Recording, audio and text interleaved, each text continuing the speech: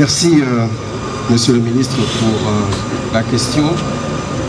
Après cette introduction, je dirais plutôt alarmante de la part du gouverneur, je voudrais éclaircir l'opinion sur les programmes du gouvernement et les projets du gouvernement dans cet espace de la province du Kasaï central, mais de manière un peu plus générale sur l'espace Kasaï. Il faut bien comprendre que nous sommes dans un domaine, le domaine des infrastructures, qui est un domaine qui est coûteux, qui nécessite du temps, qui nécessite des études et qui nécessite une programmation des travaux. Je voudrais dire que moi je suis confiant. Même si la situation peut paraître aujourd'hui difficile, mais ce que le gouvernement est en train de mettre en œuvre actuellement va changer complètement l'image de cette province dans les 2 ans qui arrivent. Parce que je vais vous donner un exemple très simple. Nous avons tous des maisons dans lesquelles nous habitons. Lorsque nous voulons construire une maison, nous commençons d'abord par faire un plan. Nous demandons généralement à un architecte de nous concevoir ce plan. Et pendant ce temps-là, nous sommes en train de préparer le financement du projet. Et donc, si je dois prendre ça à titre de comparaison pour les routes, il y a cette phase qu'on appelle la phase d'étude. Et cette phase d'étude est achevée pour tous les grands projets structurants de l'espace Kasaï central. Il y a 3 grandes routes ici, dans cet espace. Le gouverneur vient de parler de la route entre Kananga et Kalamambouji.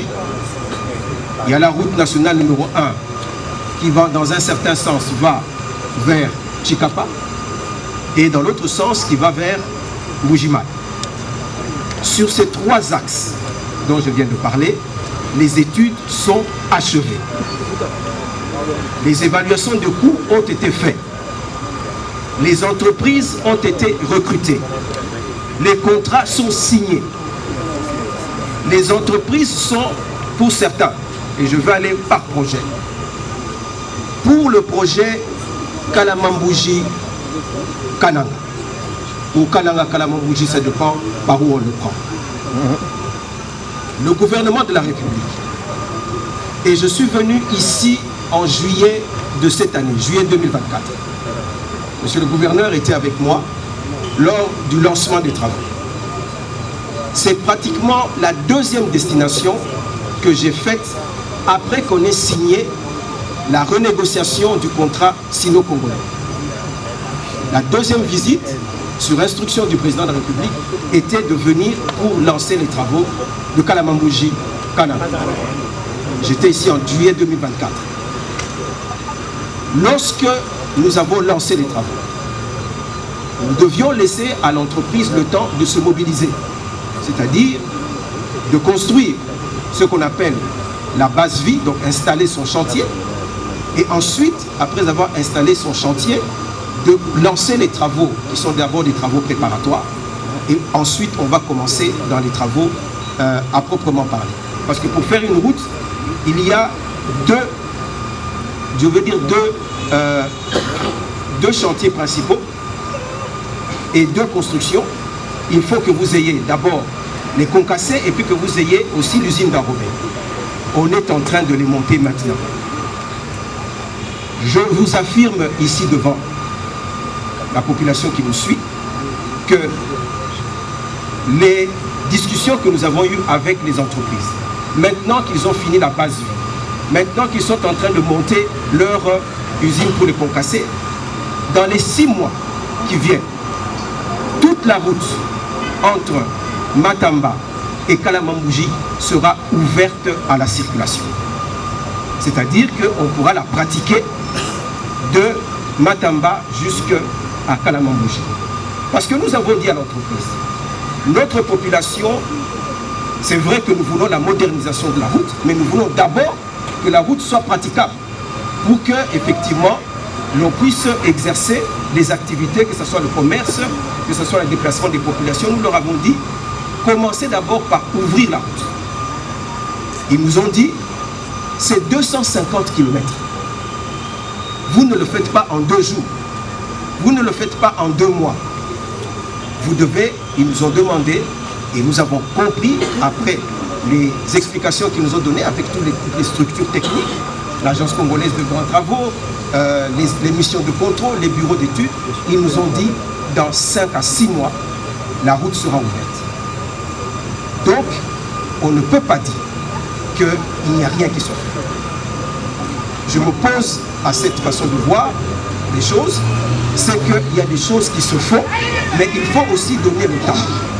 Deuxième chose, sur cette route, nous avons aussi, au travers du programme sino-congolais, donné un budget d'à peu près 40 millions de dollars qui vont être consommés ici entre 2024 et en 2025. Nous avons aussi positionné le même montant. Donc sur l'année 2025, nous aurons pratiquement 80 millions de dollars qui seront déboursés sur cette route. Il ne s'agit pas d'une vue de l'esprit, il s'agit effectivement d'un accord avec le programme sino-congolais. Monsieur le ministre d'État, merci pour ces précisions. On aura l'occasion de revenir, mais la question de Kalamba Bouchi est une question qui fâche parce que, monsieur le ministre d'État, souvenez-vous, on avait déjà lancé les travaux ici et malheureusement, ça n'avait pas donné les résultats. C'est peut-être là les raisons de la frustration populaire, pour lequel d'ailleurs le président de la République vous a chargé depuis plusieurs mois de donner des réponses et nous voyons que les réponses sont en cours. Alors on va prendre la première série des questions. Je rappelle que le ministre d'État restera avec nous encore quelques minutes lorsque nous rejoindra sur le podium le ministre des Ressources hydrauliques et l'électricité parce qu'il faut apporter tous les éléments de précision. Notamment, il y a la question des érosions, il y a la question de la voirie. Le ministre est spécialement disposé à donner des éléments d'éclairage parce que, monsieur le ministre d'État, on a constaté quand même qu'il y avait un déficit d'information sur ce que le gouvernement fait, qu'il y a un besoin important avec les journalistes qui sont mobilisés de voir comment progressivement y donner des réponses. On va commencer la série de questions avec... Peut-être, monsieur le ministre, s'il vous plaît. Avant que vous puissiez donner, parce que vous avez soulevé un point important, parce que vous avez rappelé effectivement qu'il y a eu un premier démarrage des travaux de la route entre Kananga et Kalamamouji, c'était en 2022, mais il s'agit de 2 projets différents. Le premier projet qui avait été lancé était un projet où on voulait juste une réhabilitation de la route.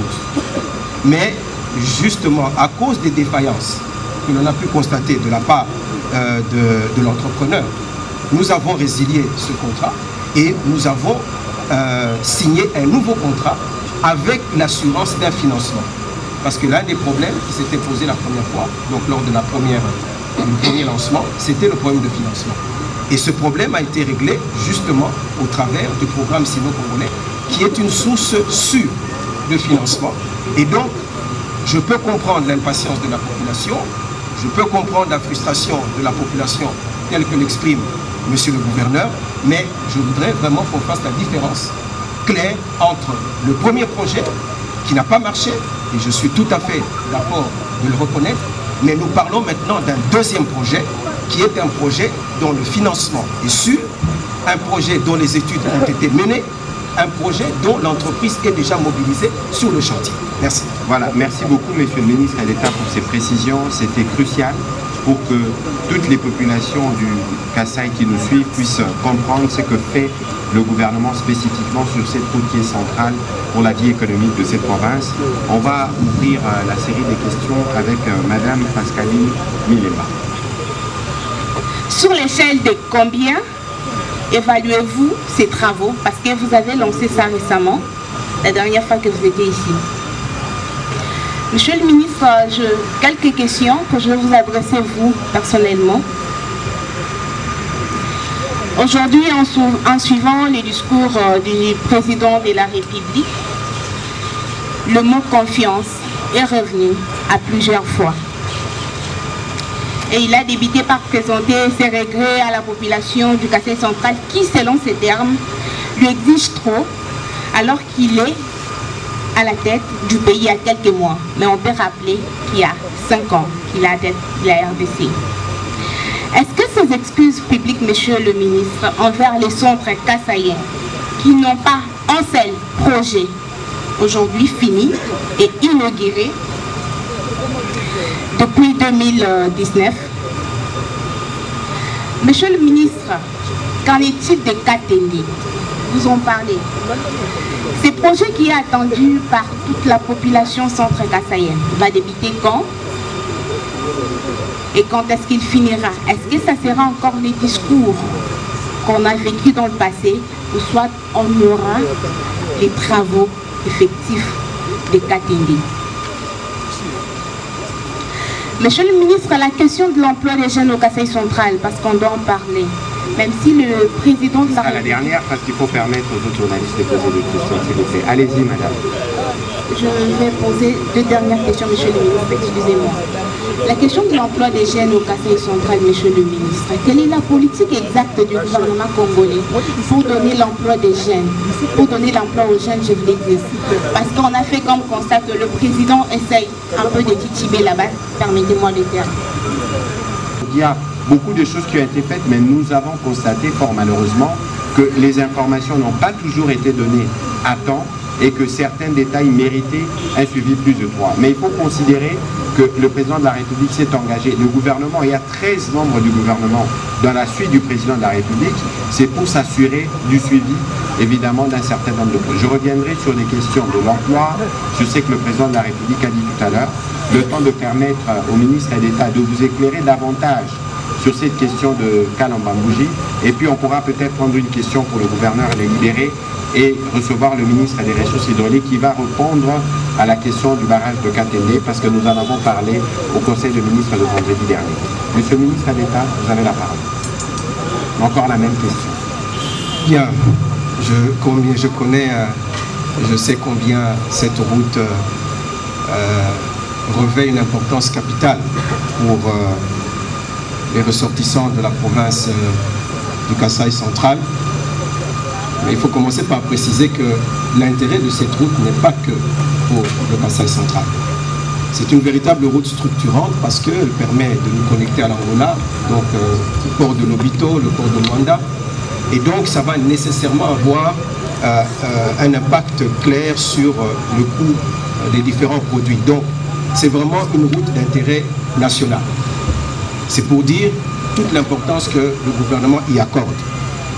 Alors pour répondre de manière spécifique à la question de madame la journaliste sur le nombre d'entreprises qui sont déployées sur la route Kananga-Kalambambouji, je voudrais vous répondre, madame, qu'il y en a 4. Nous avons structuré ce projet en 4 parties. Parce qu'il y a des sortes de frontières naturelles que sont les rivières. Nous avons positionné une entreprise entre le PK0 qui est Matamba jusqu'à la première rivière qui est Miao. J'espère que je n'écorche pas le nom de la rivière. Vous allez me corriger. Donc, de Matamba jusqu'à la rivière Miao, il y a une entreprise qui est positionnée. De la rivière Miao jusqu'au niveau de la rivière Lueta, il y a une deuxième entreprise. De la rivière Lueta jusqu'à la rivière Kasaï, il y a une autre entreprise. Donc ça fait 3 entreprises. Et la 4e entreprise, elle ne va pas travailler sur la route, mais elle va travailler sur les ponts. Parce qu'effectivement, nous allons maintenant faire des ponts qui sont des ponts définitifs. Parce que les ponts qui existent actuellement, ce sont des ponts flottants ou alors des ponts qu'on appelle des ponts matières, qui sont des ponts métalliques. Maintenant, nous voulons faire des ponts en béton armé pour qu'elles puissent résister de manière très durable.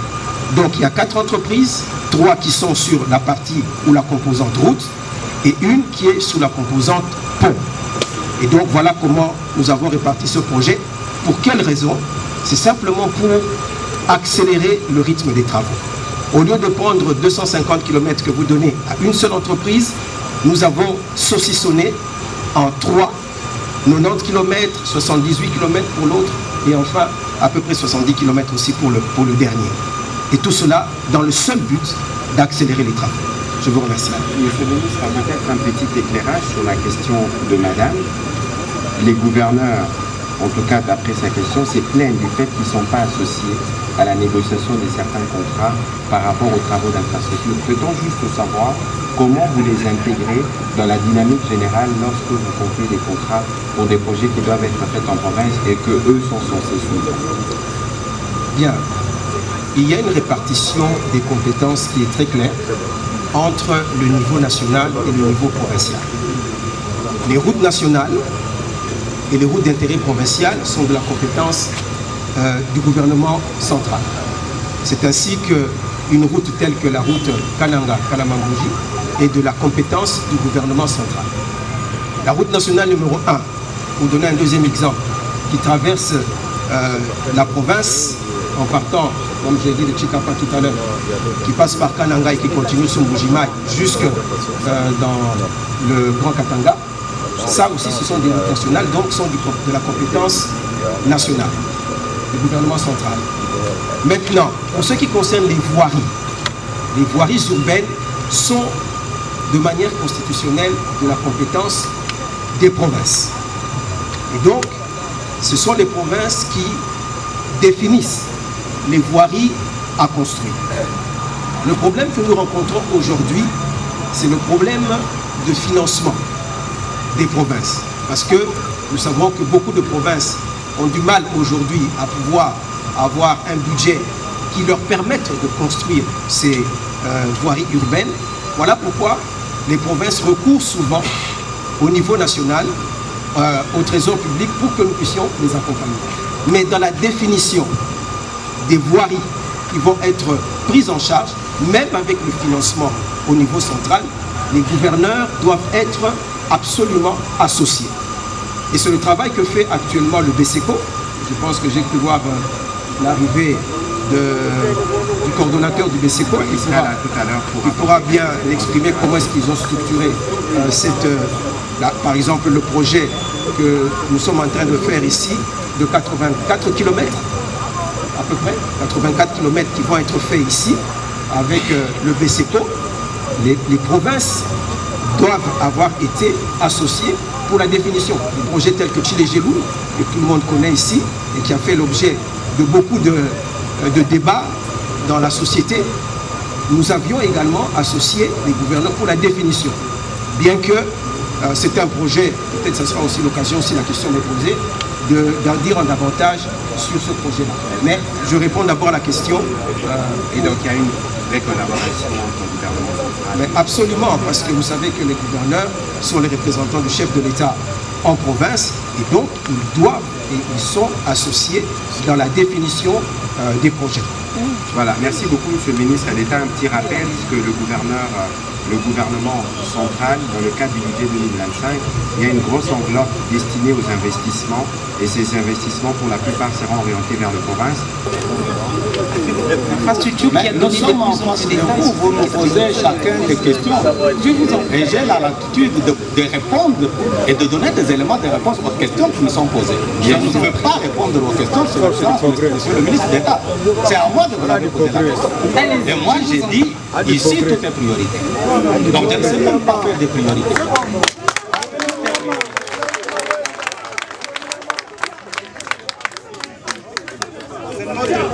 Ici, vous avez senti ça, la population a parlé. La population a communiqué avec le chef de l'État. Et la population a dit, nous voulons la route de Kananga-Kalambambouji. La population a dit Zembo, ça veut dire le courant. La population a dit Maï, ça veut dire de l'eau. La population a dit voirie urbaine. J'ai commencé par dire qu'il n'y a pas de voirie ici. Il n'y a pas de voirie parce que nous avons deux offices qui n'existent que de nom. Je le répète et je m'assume. Nous avons l'office de route qui n'a rien, qui ne fait rien. Nous avons l'OVD qui n'a rien et qui ne fait rien. Voilà le tableau macabre de la province de Kasai central. Je suis gêné, je suis peiné pour me tenir debout. Et comme si je présente le tableau tableau, de manière... Mais vous avez parlé du budget. Non, je préfère ne même pas revenir sur le budget. La mobilisation, oui, mais qu'est-ce que nous ne pouvons pas faire? Qu'est-ce que nous faisons? Là, je préfère ne pas ouvrir le débat. Mais je vous dis tout simplement, madame, ici chez nous, tout est prioritaire. Et qu'ici chez nous, nous sommes une province totalement abandonnée. Laisse. Et il y a merci beaucoup. Voilà. S'il vous plaît, je rappelle, chers professionnels de médias, que ce n'est pas un exercice politique où on applaudit.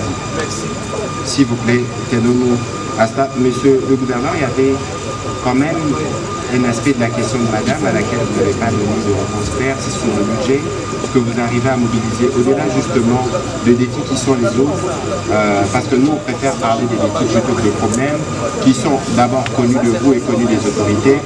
Le président de la République est là pour écouter, pour voir dans quelle mesure, parce qu'il n'est jamais qu'un prioritaire, comment on va commencer à y répondre, mais est-ce que localement vous arrivez quand même à mobiliser? Oui, mais c'est ce que je venais de dire. Moi je dis que je ne voudrais pas ouvrir le débat. Quand nous sommes arrivés ici, la mobilisation des recettes était moindre. Il n'y avait pratiquement pas de recettes. Nous sommes en train de faire des efforts pour effectivement arriver à mobiliser les recettes. Nous avons présenté notre budget à l'Assemblée provinciale. Nous voulons, au lieu de faire des commentaires sur ce que nous allons faire, attendre que nous puissions mettre en exergue, en pratique, notre politique de mobilisation et avoir, parce que nous refusons de faire toujours des commentaires sur ce que nous n'avons pas.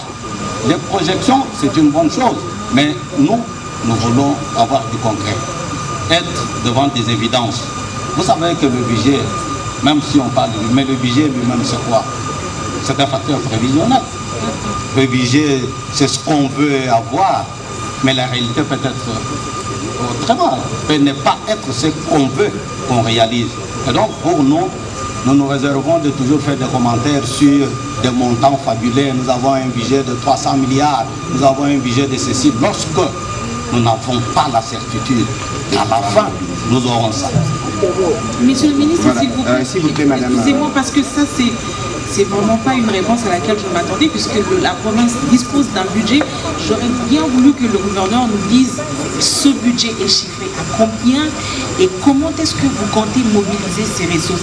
C'est vrai de nous faire la litanie de ce que vous nous dites, c'est très bien, je n'en disconviens pas, mais il faudrait quand même nous dire, puisque vous présentez un budget à l'Assemblée provinciale, comment comptez-vous mobiliser cet argent?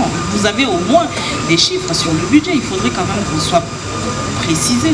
De toute façon, Madame Rachel, comme tous les professionnels de médias sont là, les chiffres du budget devraient être publics et donc on pourra trouver un cadre en dehors d'ici pour que cela se fasse. Monsieur le gouverneur, je crois qu'on va pouvoir vous remercier parce que je crois qu'il y a encore des engagements au niveau du président de la République.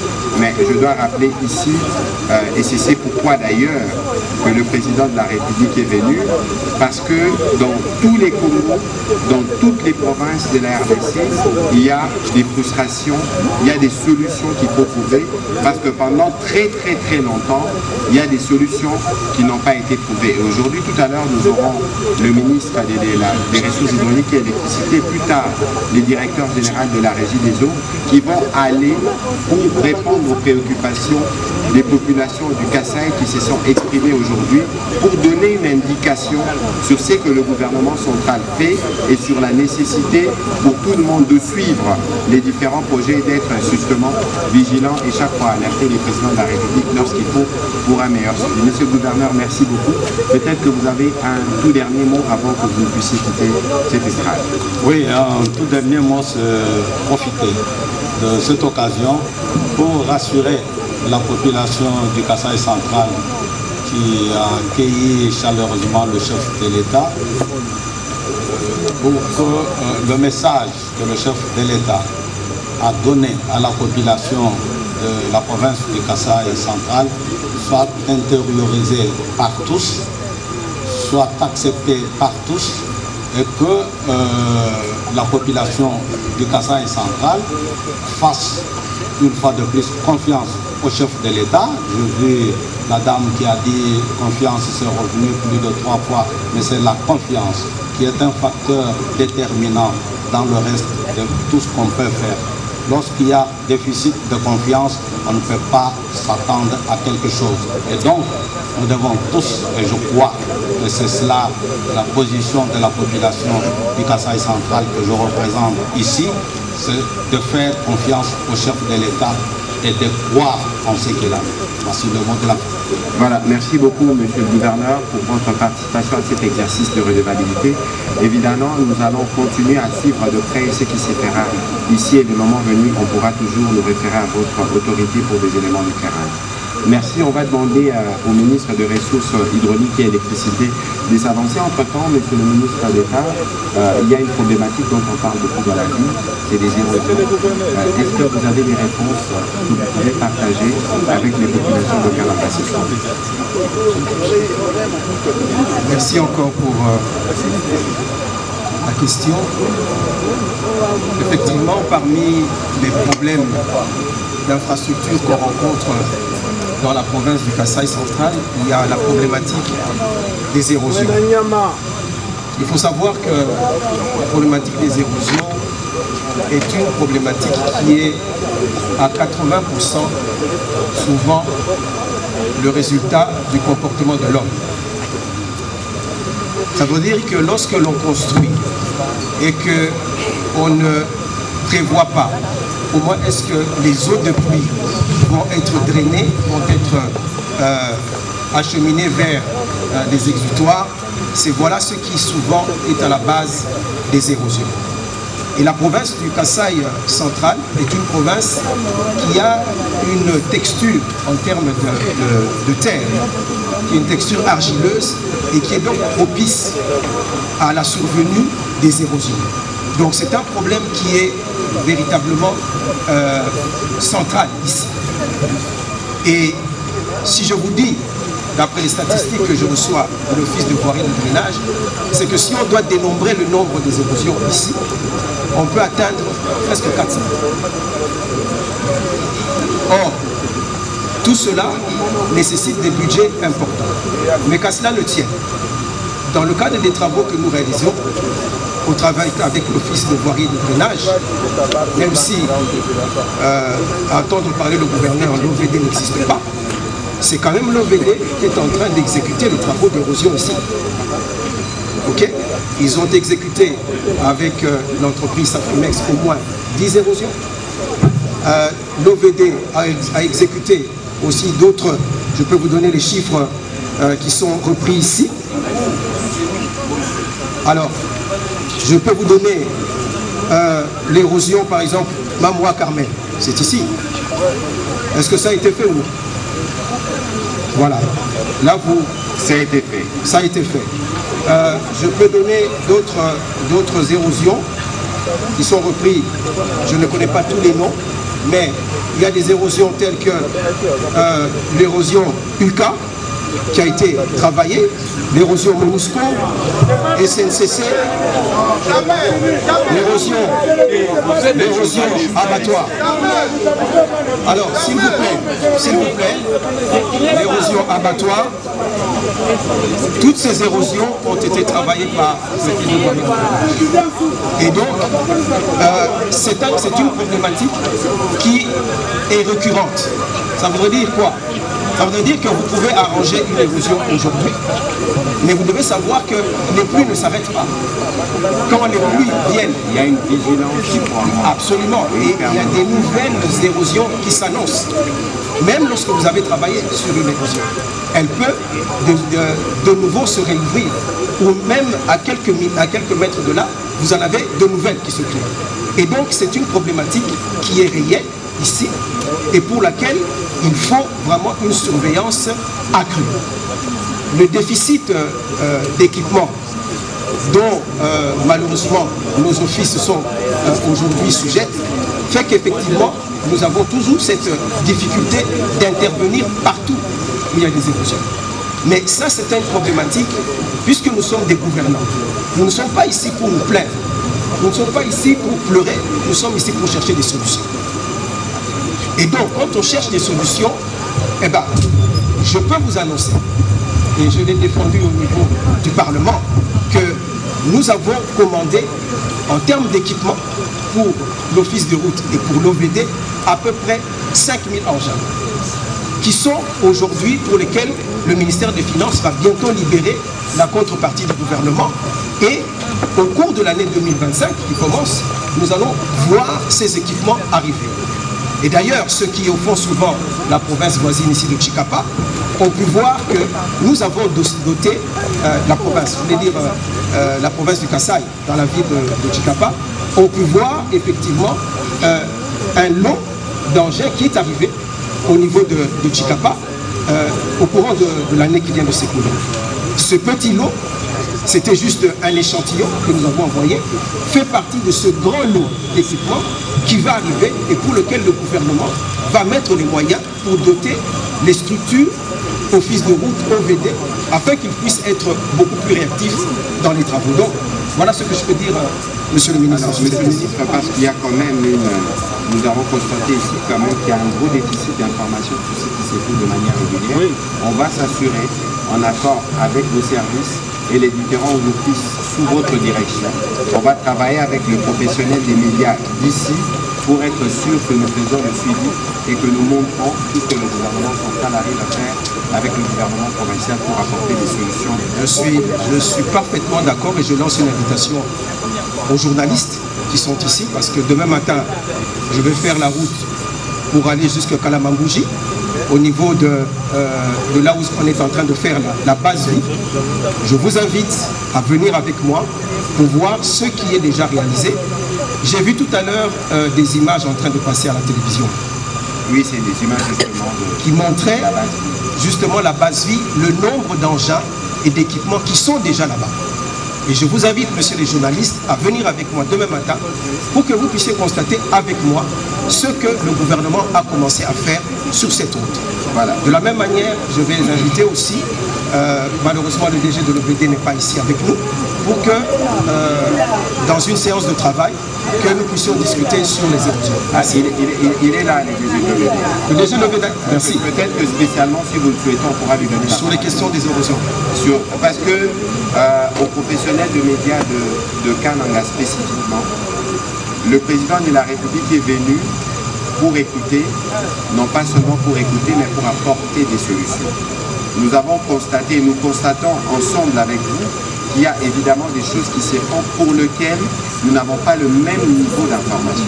Et donc demain, l'invitation qui est lancée par le ministre d'État, nous allons nous assurer avec ces services que vous l'accompagnez pour que vous puissiez être en mesure de démontrer ce que fait le gouvernement central ici dans le cadre justement des responsabilités qui sont de l'électricité. Le gouverneur l'a dit ici, eau et électricité, mais spécifiquement avant que vous ne puissiez aller dans les détails de ce qui s'est fait. Mais quand on est arrivé, on nous parle de chute Mbombo, on nous parle de Katende. Est-ce que spécialement sur ces deux points, vous pouvez nous dire ce qui se fait pour que les populations du Kasaï comprennent clairement ce que fait le gouvernement pour répondre à la fois aux besoins de la desserte en électricité, en eau, et en cela vous serez complété plus tard par le directeur général de la régie. Allez-y, c'est bon. Merci beaucoup, chers collègues. En principe, sur les deux projets, que ce soit Katende ou Mbombo, il y a des grandes évolutions parce que il y a un contrôle assigné au niveau du gouvernement central. Vous savez que le projet de Katende, c'est un projet qui a pris beaucoup d'organisation. C'est un projet qui a été fait dans un parafinancement du gouvernement indien via Exim Bank, mais qui malheureusement a connu pratiquement 8 dernières années d'arrêt. Il a été pris une résolution, et d'ailleurs on a adopté un conseil de ministre le vendredi dernier, à ce que l'on puisse financer entièrement la centrale, du moins du point de vue génie civil, ainsi que la ligne d'électricité qui va jusqu'à Mojimaï sous concours. En fait, qu'est-ce qui se passe, c'est qu'on a pris la résolution de continuer les travaux de génie civil. Aujourd'hui, il y a 45% des travaux qui ont été exécutés et il y a pratiquement plus de 120 tonnes de matériel qui sont sur la ligne de Lubumbashi jusque sur le site de Katende et qui représentent pratiquement 103 conteneurs qui ont été laissés comme ça pendant 8 ans, qui seront d'abord réévalués mais aussi avoir un nouvel accompagnement qui viendra du fonds public. À partir du lancement des travaux qui va s'exécuter, il s'agira d'abord d'achever, premièrement, les travaux des génies civils, mais de pouvoir phaser aussi la solution. Et nous avons réparti la phase en trois. Premièrement, il y aura 16 MW qui seront repris sur 24 mois. Il y aura une ligne de transport qui sera faite en 132 kV qui quittera de la centrale de KTD jusqu'à Kananga, 67 km. Et il y aura un raccordement des abonnés de distribution de 18 000 abonnés. Pour la petite synthèse qu'on peut donner, c'est que Kananga aujourd'hui, c'est une ville qui a un besoin de 17 MW, mais qui n'est desservie aujourd'hui sur un maximum de 1,6 MW, ça veut dire 3 unités des 800 kVA que la SNED utilise, qui parfois est obligée de fonctionner 8 heures par jour. C'est-à-dire qu'avec les 16 MW qui viendront, plus le 1,6 MW qui est disponible, à horizon de 24 mois, nous serons déjà dans la possibilité de pouvoir redonner de l'électricité à l'essentiel de la vie. Monsieur le ministre, vous allez continuer, mais nous sentons un certain scepticisme dans la population de Kananga. On en parle depuis, on m'a dit, plus de 10 ans. Mais quelle est la recette cette fois-ci qui va faire en sorte que ces projets arrivent à sa fin? Le président de la République a rappelé l'anecdote sur les abeilles cet après-midi. La recette qui nous garantit que ça sera fait, c'est pratiquement, on est parti d'un concept de ça. Le gouvernement central s'inscrit à pouvoir faire recours au FOMIN.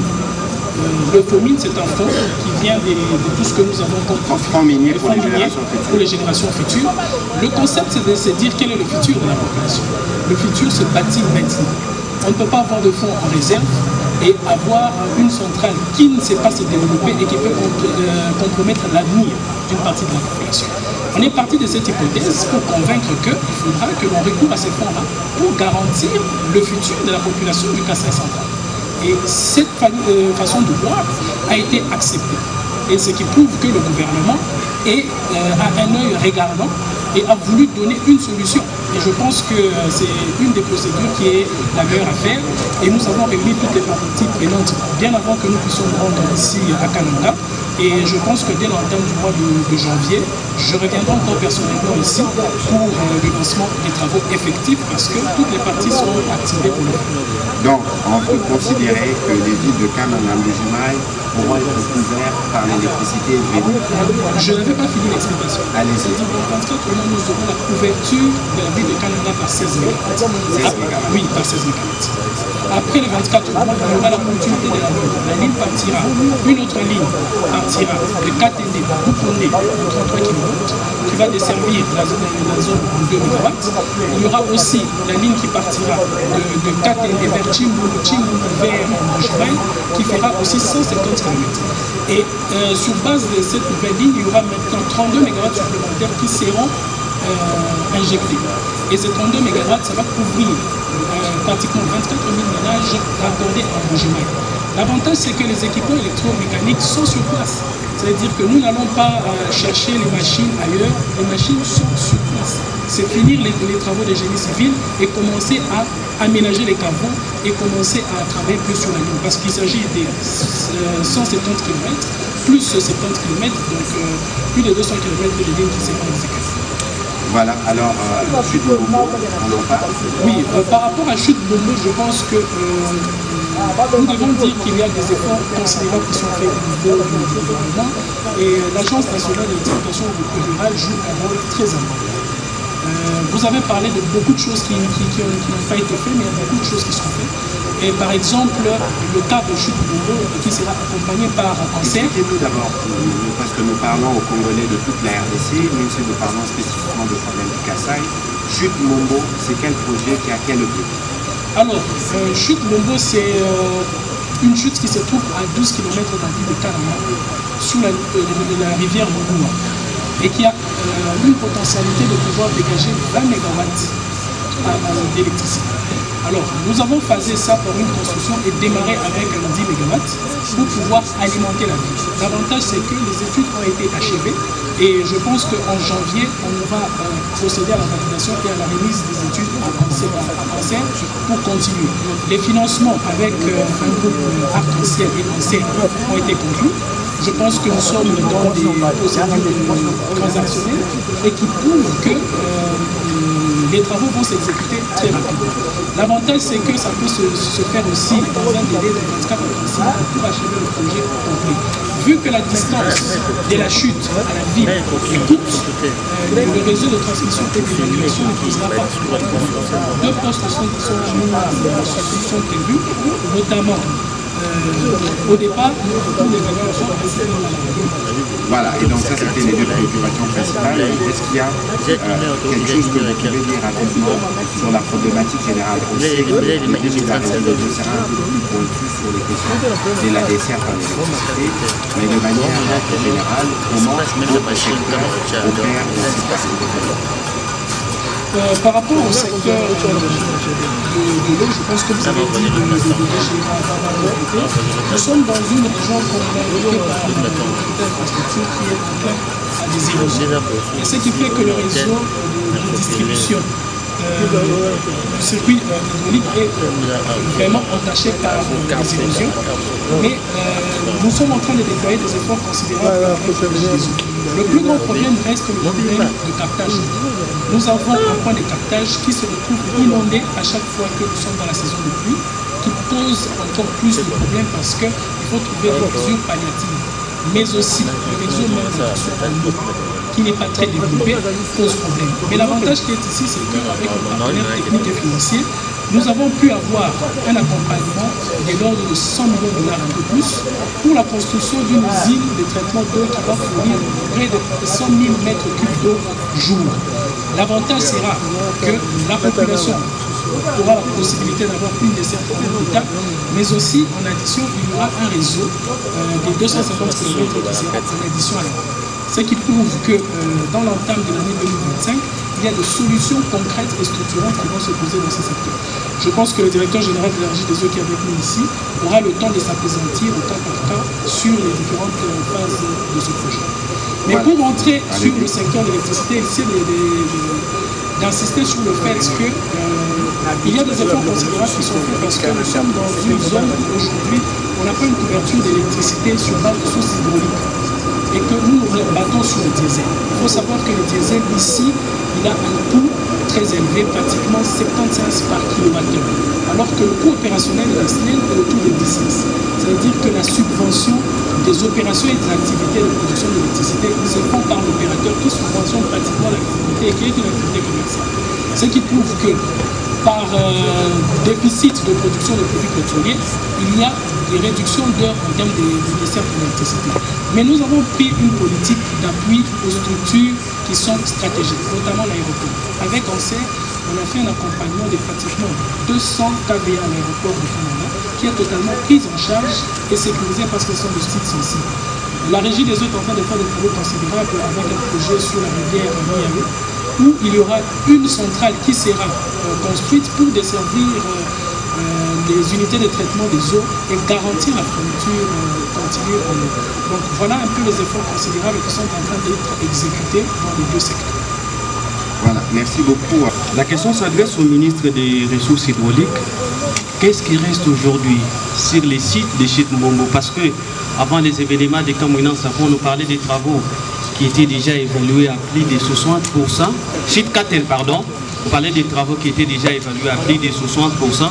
Aujourd'hui, qu'est-ce qui reste sur les sites de Chit Katende? Et l'autre question, vous avez parlé des matériels concernant la construction de l'affaire de Katende qui sont à Lubumbashi.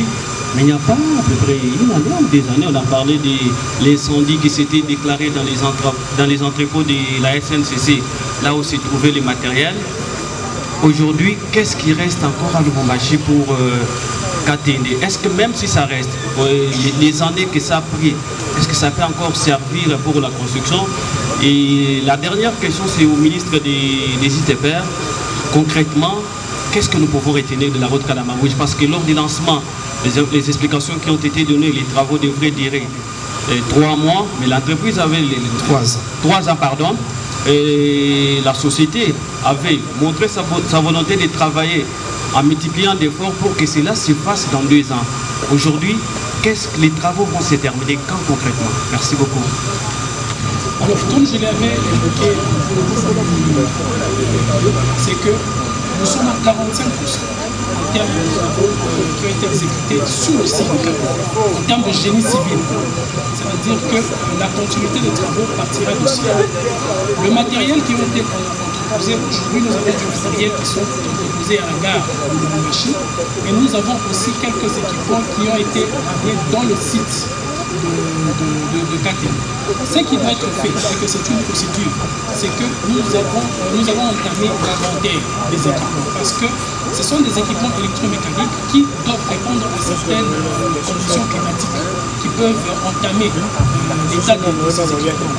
Mais dans la restructuration financière que nous avons fait, nous avons mis une marge exceptionnelle qui peut couvrir le risque des équipements endommagés. Je pense que ça, dans le financement, c'est une garantie. Mais nous aurons un rapport d'inventaire qui sera fait par un cabinet que nous avons recruté, qui est très réputé en cette matière, qui va nous permettre d'élaguer les équipements qui seront en condition de réconditionnement et ceux qui seront tout simplement déclassés. Ça, c'est un fait. Alors, je pense que dans l'ensemble, c'est ce que je peux vous dire sur l'état des équipements. Monsieur le ministre d'État, encore Kalamba. Merci une fois de plus pour cet intérêt qui est porté à la route Kalamba-Mbouji-Kalanga. Tout à l'heure, je disais que nous allons rendre cette route praticable dans les 6 mois qui viennent.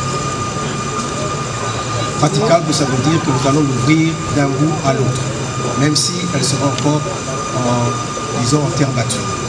Mais pour le délai d'achèvement des travaux, c'est-à-dire la modernisation, ou en d'autres termes le bitumage de la route Kalamba-Mbouji-Kalanga, nous avions annoncé que ça va prendre 3 ans. Ça veut dire 200 km là. 250 km. Un peu moins de 240 km. Nous avions dit qu'elle va s'achever en 3 ans. Juillet 2024, juillet 2027. Mais actuellement, nous sommes en train de travailler avec l'entreprise, compte tenu justement des attentes qui sont très grandes de la part de la population, pour que nous puissions réduire le délai à 2 ans et demi. Ça voudrait dire, cela nous ramène à janvier-février 2027. C'est pour dire que la promesse que le président de la République a faite à la population aujourd'hui, nous nous faisons fort de la tenir, de manière à ce que ce projet soit réalisé au cours de ce mandat et bien avant la fin de ce mandat. Je vous remercie. Voilà, Monsieur le ministre, vous avez la corde au cou, si je peux me permettre cette formule. On va prendre alors les dernières questions qui vous concernent avant que nous puissions donner la parole à nos directeurs des services de votre tutelle. La question de M. Van Frédéric. Une question. Toujours un plaisir de se retrouver devant le responsable du gouvernement pour parler des questions qui nous concernent. Vous allez sûrement vous réaliser que le plus puissant de Kassaïen, au-delà bien sûr de journalistes que vous avez invités à cet exercice, vous observe. Ils sont tout autour de ces périmètres. Évidemment. Pour effectivement suivre des garanties, au-delà bien sûr de ce que le président de la République a dû apporter. Alors la question que je pose au ministre des ITPR, c'est vraiment sur Kalamba-Mbouji, s'il y a un rapport avec la réclamation dernièrement présentée par la société civile, qui a dû effectivement faire son constat. Après il descend sur terrain, c'est de constater qu'il y a un niveau de ralentissement qui ne dit pas son nom. Le vrai problème, c'est le palier financier annuel, les 40 millions de dollars, qui ne rassure pas. Si aujourd'hui on peut nous présenter le 2 ans et demi, comme l'a dit le ministre tout à l'heure, période durant laquelle cette route va être modernisée, mais ça ne rassure personne. Si vous prenez les 40 millions de dollars pour une route de 240 ou 250 km, c'est qu'on est parti pour une décennie, monsieur le ministre. On est parti pour une décennie. Ça veut dire que mathématiquement, c'est impossible que les 40 millions annuellement offerts, dédiés à ces travaux, dans le cadre bien sûr des contrats avec la Chine, bien entendu, et que cette route soit réalisée dans 2 ans et demi. Est-ce que vous pouvez avoir le courage nécessaire, monsieur le ministre, de dire au peuple centre kassaïen où seraient les blocages. Où seraient les blocages, monsieur le ministre? Parce que cette route, vous y étiez venu. Vous avez dit, vous avez fait votre mea culpa, monsieur le ministre, tout à l'heure, en disant que c'était l'ancien projet. Mais maintenant, vous êtes sur un nouveau projet. Prenez le courage nécessaire en tant que responsable du gouvernement de rassurer ce peuple que vous pouvez revoir le palier financier des 40 millions de dollars qui ne rassure personne aujourd'hui. C'est ça ce que je voudrais apporter sur cette question de route. Si vous permettez, je vais finir aussi avec le ministre des Affaires hydrauliques.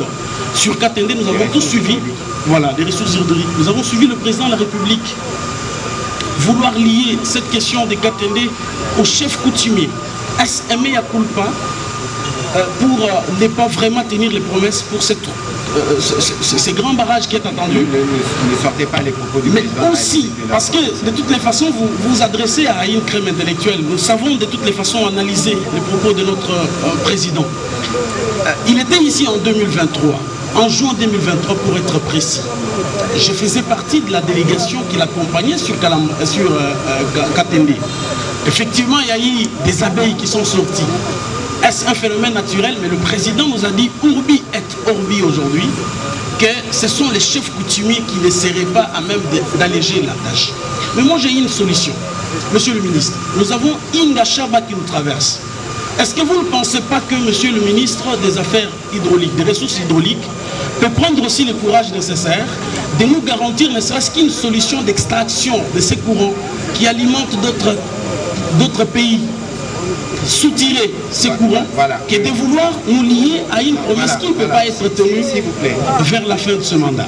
Alors, vous avez résumé, en tout cas, ce qui a été soulevé aujourd'hui. Kalambambouji pour les infrastructures, Katende et subsidiairement Bongo pour l'électricité. Ce qu'il faut savoir, et c'est ce qu'il faut retenir de ces passages du président de la République, dans toutes les provinces que nous visitons dans le cadre de son itinérance, le président de la République prend toujours un moment pour discuter, y compris avec les chefs coutumiers. Parce qu'il n'y a pas un effort de développement qui peut être consenti dans une partie du pays sans impliquer toutes les notabilités. Et c'est dans cet ordre-là que les chefs coutumiers sont intéressés. Et donc il faut considérer que les propos du président de la République vont dans le sens de la mobilisation qu'il doit y avoir dans les chefs de tout le monde pour nous impliquer, pour que les travaux puissent connaître leurs exécutions et leur développement. Il faut qu'on reste, s'il vous plaît, on va répondre à vos questions et pour vous rassurer. Monsieur le ministre d'État, encore une fois, la question revient. Vous avez à 2 reprises parlé des 40 millions. Les financements est cette fois-ci sécurisé, mais il y a encore des sceptiques. Justement, on peut comprendre le contexte dans lequel ces scepticismes s'est nourri au regard de la vitalité des sceptiques. Mais quelles sont les garanties supplémentaires que vous pouvez répéter, parce que vous l'avez déjà dit, pour que cette fois-ci, cela puisse être cristallisé dans l'esprit des centres kassaïens, pour utiliser l'expression du journaliste tout à l'heure, pour qu'ils soient rassurés effectivement que ces projets seront exécutés comme vous l'avez dit. Je vais parler, puisqu'il m'a dit qu'il fallait du courage, je vais parler en vous regardant droit dans les yeux. Droit dans les yeux, pas seulement vos yeux, mais aux yeux de la population du Kasaï central. Je vous ai dit tout à l'heure que le projet Kalambambouji Kananga est financé par le programme Sino-Congolais.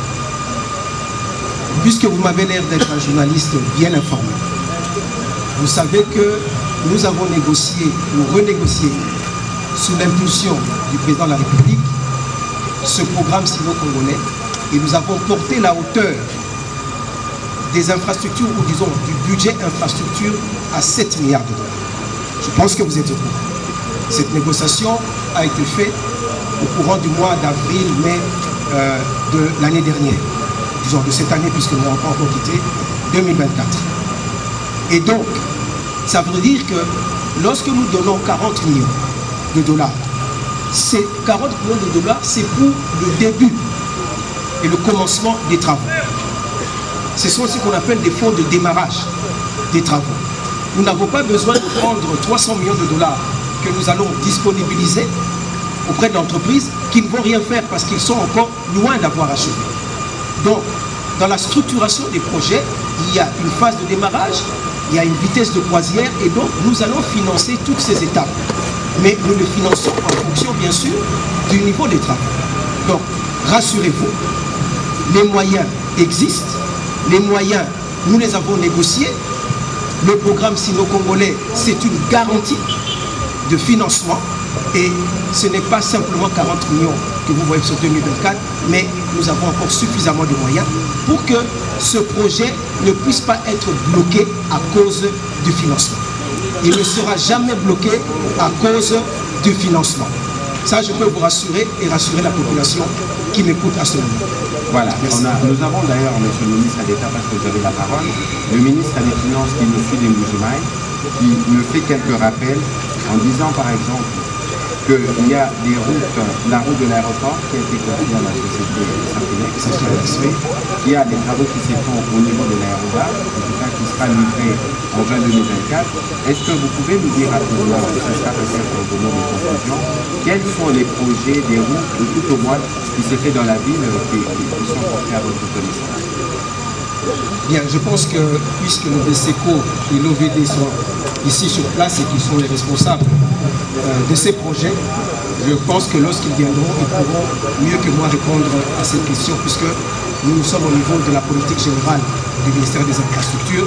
Mais quant à citer le nom des routes, des voiries, pas des routes mais plutôt des voiries, je les laisserai faire. Je peux vous dire globalement que le BSECO gère aujourd'hui à peu près 84 km dans les projets de voirie ici, et l'OVD est en train de gérer à peu près 35 km en termes globaux. Mais ils vous donneront les noms de ces routes. Ils seront avec nous tout à l'heure. Exactement. Merci. Alors, on va prendre monsieur le ministre Teddy Luamba. Sud Katende, est-ce que ce n'est pas possible de prendre les courants de la ligne qui part de Inga pour que cela règle quelques problèmes d'électricité ici? Est-ce que techniquement c'est faisable? Merci. Alors, je veux répondre techniquement. Allez-y, c'est oui, dans notre état d'art, à chaque fois qu'on veut entrer dans un projet d'infrastructure électrique, il y a toujours des études. Le soutirage de l'électricité sur la ligne Inga est possible. Mais le poste de soutirage qui est prévu à Kimbo, qui est à 117 km de la ville de Kalonga, coûterait 400 millions d'euros parce que la ligne est en courant continu et qu'il faudra la reconvertir en courant alternatif. Déjà le coût, c'est un coût de soutirage. Soutirer, ça veut dire qu'on doit retirer sur l'énergie qui a été transmise pour redonner ici. Courant continu, convertir en alternative énergétique. En français facile. Bon, c'est tellement technique, il n'y a pas d'alternative. Allez-y, ils vont comprendre. Alors, ce qui se fait, c'est que construire la centrale de KTD, c'est un additif, c'est une injection. Parce que l'incidence même de la production d'électricité a une corrélation directe sur le cadre macroéconomique. Nous donnons toujours des ratios pour dire qu'ici en RDC, quand on introduit 300 MW, nous créons 8 milliards sur le PIB, c'est-à-dire la création de la richesse. C'est-à-dire Katende avec 60 MW, c'est environ 1,2 MW supplémentaires d'ajout de richesse en RDC. Faudrait-il le soutirer ou faudrait-il ajouter une centrale pour créer la richesse? La logique veut que l'on construise. Ça, c'est une chose. Mais deuxièmement, nous allons construire une centrale en courant alternative qui sera desservie dans la population. Et le surplus de cette production, ce que je veux rajouter ici, c'est que les financements indiens n'ont pas été totalement écartés, mais nous avons pris la possibilité de pouvoir rajouter ce financement-là pour faire un raccordement entre le Kasaï et le Grand Qatar. Je pense que dans notre état d'art, ce sera quelque chose de très important. Parce que nous allons partir, après que nous soyons arrivés en Mbuji-Mayi, nous aurons la possibilité de construire une ligne Mbuji-Mayi, Mwenedi et Mwenedi qui va piquer vers Kondesi.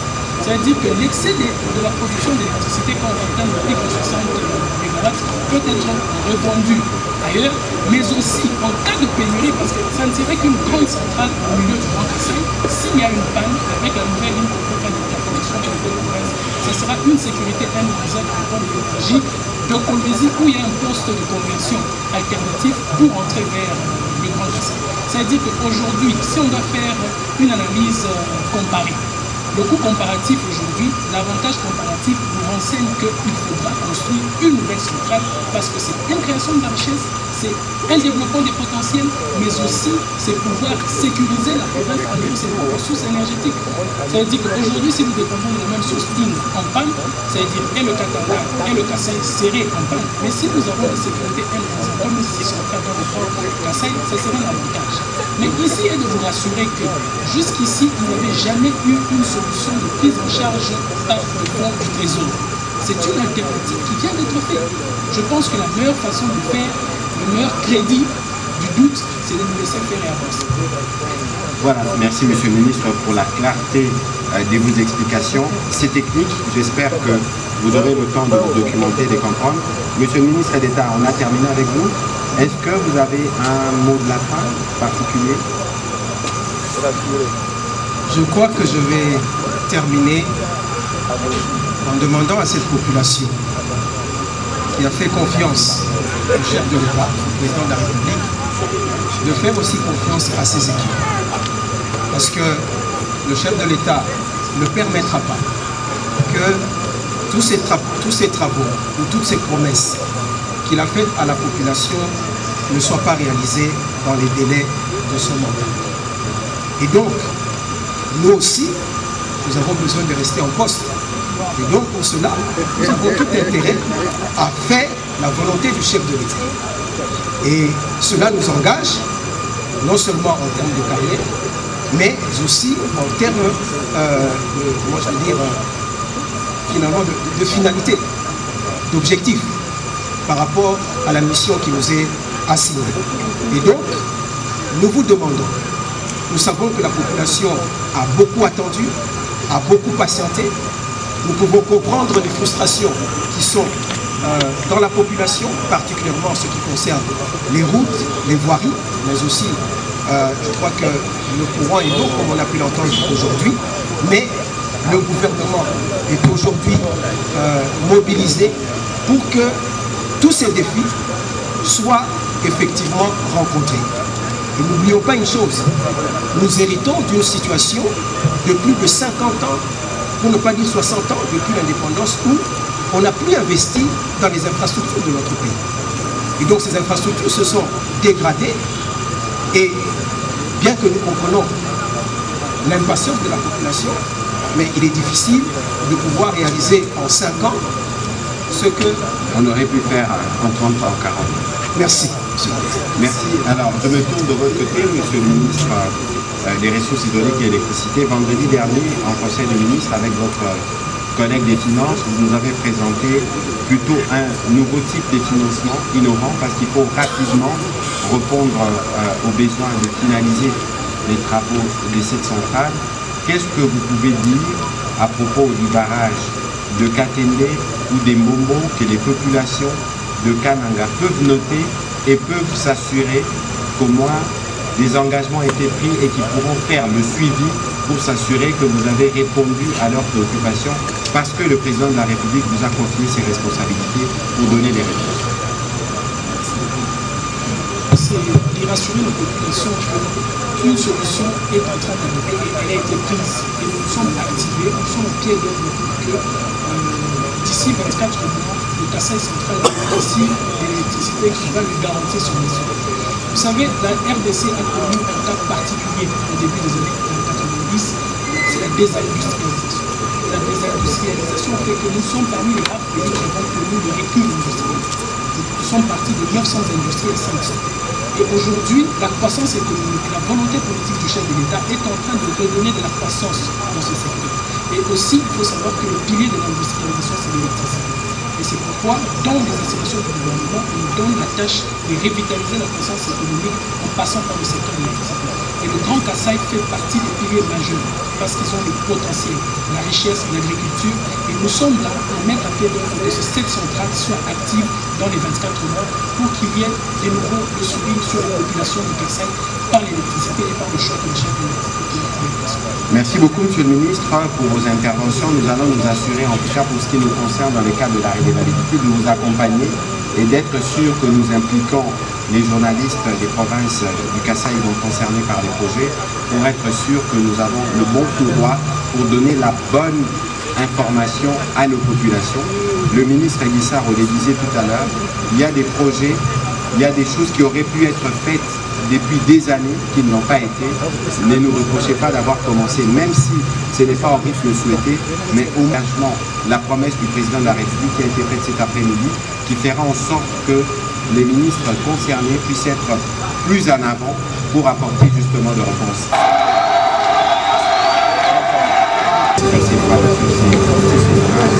Que vos représentations en province n'ont rien, n'existent pas et ne font rien. Alors qu'est-ce que vous pouvez nous dire par rapport à ce que d'abord, à comment opèrent vos directions provinciales et qu'est-ce que vous pouvez nous dire de concret que vous êtes en train de faire actuellement sur la ville de Kananga et sur la province du Kasaï. Vous avez la parole. Merci, Excellence, Monsieur le Ministre. Je voudrais dire ceci, Montagne. Nous apprécions le contrôle citoyen qui nous permet aussi d'améliorer notre travail. Ce que je voudrais dire, c'est que l'OVD est effectif dans les Kasaï central, et plus particulièrement dans la ville de Kananga. Pourquoi j'ai dit cela? Il est vrai, je crois, son Excellence le ministre d'État a parlé à ce qui concerne la problématique du matériel. Il est vrai que c'est depuis 2009 que l'OVD a pu bénéficier du matériel. Et au démembrement, il était question de pouvoir redistribuer le matériel que nous avons dans cette ville. Nous avions pu donner aux autres provinces qui étaient demandées. Aujourd'hui, je ne vais pas revenir là-dessus. Son Excellence le ministre d'État l'a dit. Le gouvernement est en train d'acquérir du matériel pour l'Office de voirie et drainage. Ce n'est qu'un problème de temps, parce que moi-même, j'avais accompagné son Excellence, Monsieur le ministre d'État, en Chine, là où l'entreprise Sani est en train de fabriquer du matériel. Il est vrai que le déficit en termes de matériel réduit la capacité d'intervention de nos offices. Ça, nous ne pouvons pas nous voiler les yeux.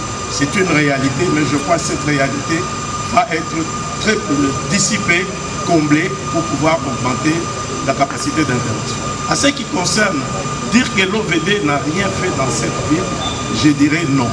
Je crois le jour où le gouverneur m'a reçu, je lui ai dit la même chose, parce que ce qu'il a dit ici, c'est ce qu'il m'avait dit le jour où il nous avait reçu. Dans cette ville, l'OVD a pu réaliser des choses, surtout en termes d'élite anti-érosive. C'est-à-dire, nous avons fait des travaux d'élite anti-érosive sous financement du FONER.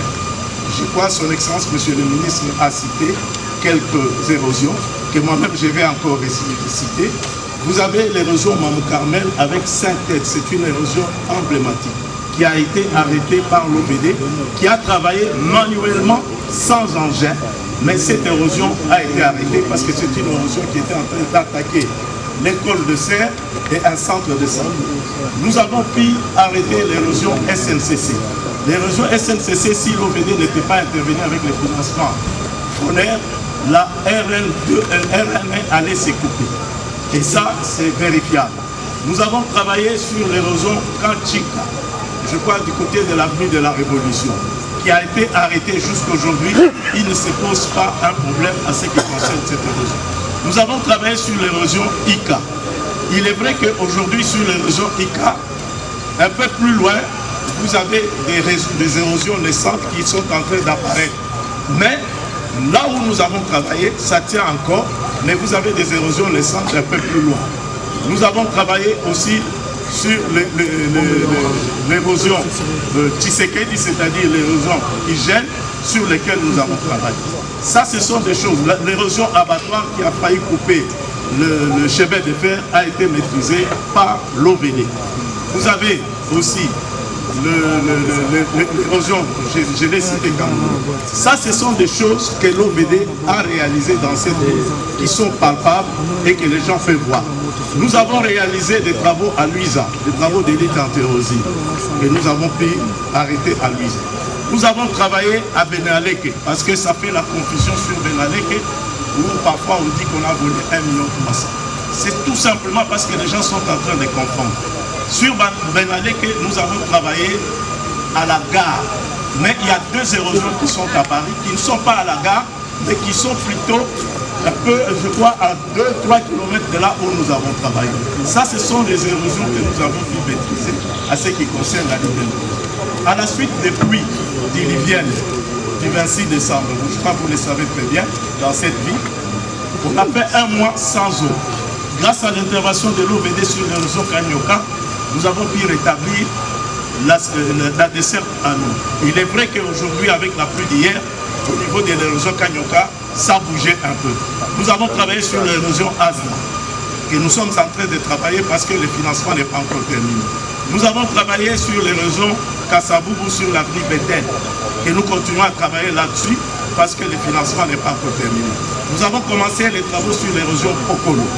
Nous avons commencé aussi les travaux sur l'érosion EFO.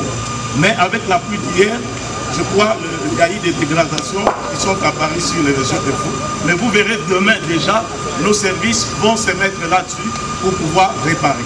Maintenant, à ce qui concerne le voile, je crois son Excellence, Monsieur le ministre d'État l'a dit, nous avions un projet ici dans cette ville, le projet Tilégélo, avec Rexet, qui a connu un problème avec Rexet sur le plan organisationnel. Je ne vais pas revenir sur ça parce que le ministère l'a dit. Vous savez que l'espace Kassai, c'est un espace qui est enclavé.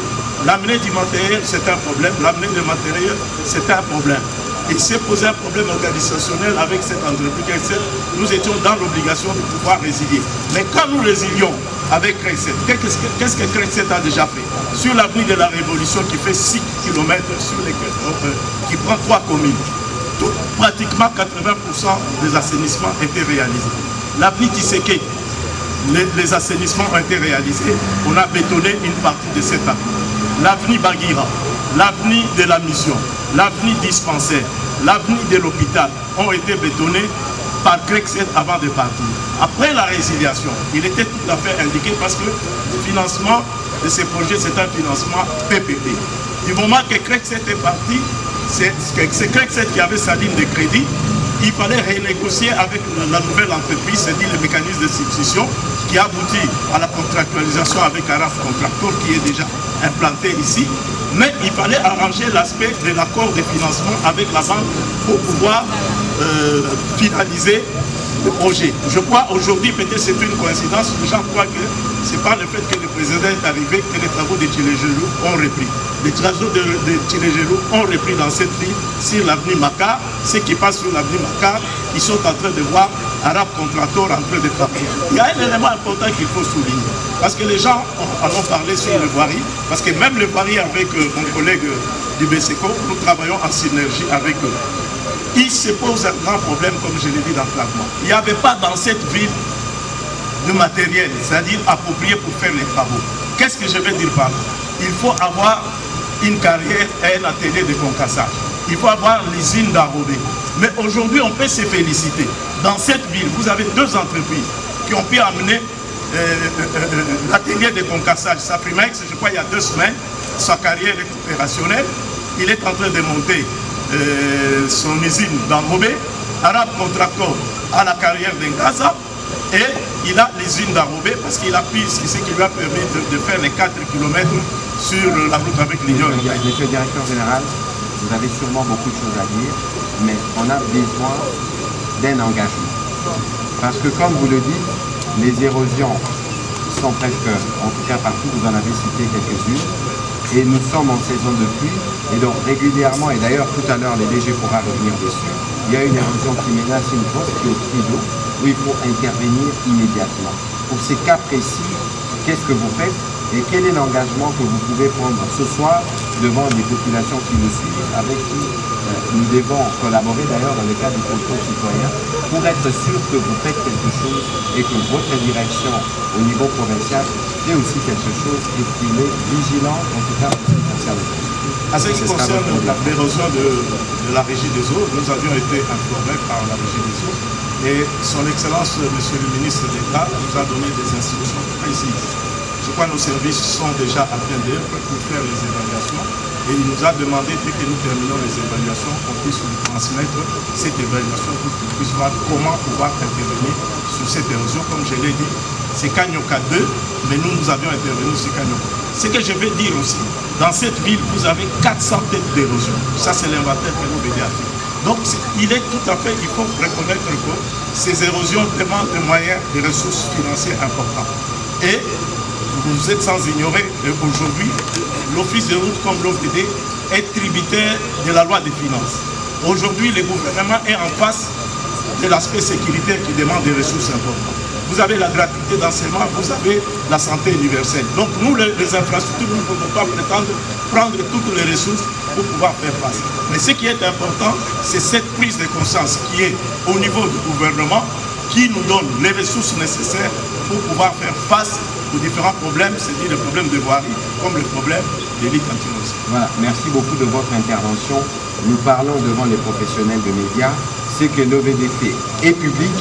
On va s'assurer, le ministre d'État, ministre des ITPR l'a dit hier, on va s'assurer que nous assurons un suivi, je me permets la tautologie, de ce que vous faites pour rencontrer justement cette forme de scepticisme qui est entretenue ou qui est perçue dans la population. Je vous remercie de votre intervention. J'espère que vous avez fini de dire ce que vous avez dit. Vous voulez dire un dernier mot? Je peux ajouter un dernier mot. Oui, s'il vous plaît. C'est de dire ceci, les projets routiers, ce n'est pas des projets qui se réalisent en un jour. C'est des projets, vous avez suivi des délais de 2 ans, des délais de 3 ans. Et quand ça commence par la mobilisation. Pour des grands projets, il faut compter le temps de mobilisation au moins entre 3 mois et 6 mois. Et quand on commence les travaux routiers, c'est d'abord les assainissements. C'est là où les gens ont l'impression qu'on ne fait rien. Parce qu'on est en train de faire les assainissements, qui sont des éléments importants parce que sans assainissement, la route est vouée à l'échec. Deuxième partie des travaux, c'est les travaux sur la chaussée. Ces travaux sur la chaussée, c'est des travaux mécanisés qui vont très vite. Mais pour les faire, il faut vous assurer des matériaux, la présence des matériaux, la présence aussi, si ce sont des routes qui doivent être asphaltées, vous devez avoir du matériel approprié. Nous pensons, ce que je peux dire en fin, disons pour terminer, c'est l'espoir que nous voulons donner à la population du Kasaï central. Les engagements que son Excellence, Monsieur le ministre d'État, a pris au-devant de vous, cela est répercuté chez nous. Et nous prenons l'engagement sur les projets qui sont sous notre gestion. Dans cette ville, dans 2 ans, je l'ai dit au gouverneur le jour où il m'a reçu, dans 1 année, je crois qu'on ne parlera plus qu'on n'a plus rien au Kasaï central. Voilà. Oui. Voilà. On vous donne l'espoir. De toute façon, on a rendez-vous demain, en tout cas les médias ont rendez-vous demain avec le ministre d'État pour s'assurer justement, notamment de s'insérer au niveau de Kalambadouchi avec l'installation de la régie. Je crois qu'il nous faudra mettre un peu plus de pédagogie pour tout ce qui concerne le projet d'infrastructure pour que la population, dans le cadre de la vigilance citoyenne, puisse faire le suivi. Merci beaucoup, monsieur le directeur général. Je vais inviter le directeur général du BCECO qui va nous rejoindre. C'est avec lui qu'on va terminer cet exercice de relevabilité. Je vais tout de votre côté, monsieur David Chilumba, directeur général de la Régie des eaux. J'allais dire que vous avez été tué cet après-midi, mais je ne considère pas ça comme ça. Mais en tout cas, il y avait une frustration, il y avait une démon populaire et le président de la République a choisi de vous donner la parole. Vous avez donné des réponses, mais qui semblaient ne pas rencontrer l'assentiment de la foule. Expliquez-nous un peu, monsieur le directeur général, qu'est-ce que la Régie des eaux fait dans le Kasaï central? Pourquoi la population a fait montre d'une telle attitude devant le président de la République? Merci, parce qu'on va finalement devoir adresser à la population de cette grande province du Kasaï central. C'est ce que nous faisons pour cette population et pour la Régie des eaux dans la province. La ville de Kananga a seulement 300 abonnés de la Régie des eaux. 300 seulement, dont la facture moyenne est de 10 à 20 $. C'est tout ce qu'il y a comme abonnés dans la ville de Kananga. En plus de ça, nous avons 34 bornes fontaines avec des revenus journaliers qui ne dépassent pas 50 000 francs congolais par jour. Donc, à cela, ajoutez que nous consommons plus de 250 litres de carburant par jour pour allumer un groupe électrogène. Donc, les recettes que nous avons ne suffisent même pas pour acheter du gazole. Pour payer les agents de la Régie des eaux, j'envoie de l'argent chaque mois. D'abord, quand je suis arrivé, ils avaient plus de 33 mois d'impayement. Rappelez-vous, moi, je suis relativement nouveau à la Régie des eaux. Donc, on a repris à les payer avec des ressources que nous prenons ailleurs pour ne fût-ce qu'ils tiennent une vie ici. En plus de ça, nous investissons avec des ressources que nous prenons ailleurs pour essayer de remonter. Rappelez-vous, chaque mois de décembre, le captage à Chibachi est inondé parce que l'infrastructure a été conçue pour des pluies d'une fois tous les 50 ans. Aujourd'hui, avec les changements climatiques, nous avons des pluies qui viennent à une intensité d'une fois tous les 200 ans. Donc on est inondé, il faut envoyer des pompes. J'ai acheté récemment un groupe électrogène de près de 1 MW que j'ai envoyé ici à Canada. C'est pour ça qu'il y a un peu d'eau sur la ville, sinon il n'y aurait jamais trop. Donc la ville est sinistrée. L'expression de la population, c'est comme ça que moi je considère ça, c'est une expression de la frustration que je comprends. Moi je suis originaire de cette ville, Canada c'est ma ville, et donc je comprends et à leur place je réagirai de la même manière. Donc c'est une expression d'une frustration, qui s'est accumulée pendant 3-4 décennies. À mon avis, oui, parce que je connais la ville ici. J'ai étudié au collège Bandaï, j'ai fait le petit séminaire à Kaboué. Je connais comment les mamans, je connais ça. Peut-être que vous ne comprenez pas l'expression, mais nos mamans, nos sœurs vont à la source pour puiser de l'eau dans des fûts, une eau qui n'est pas nécessairement parce qu'elle n'est pas désinfectée. Je connais cette réalité.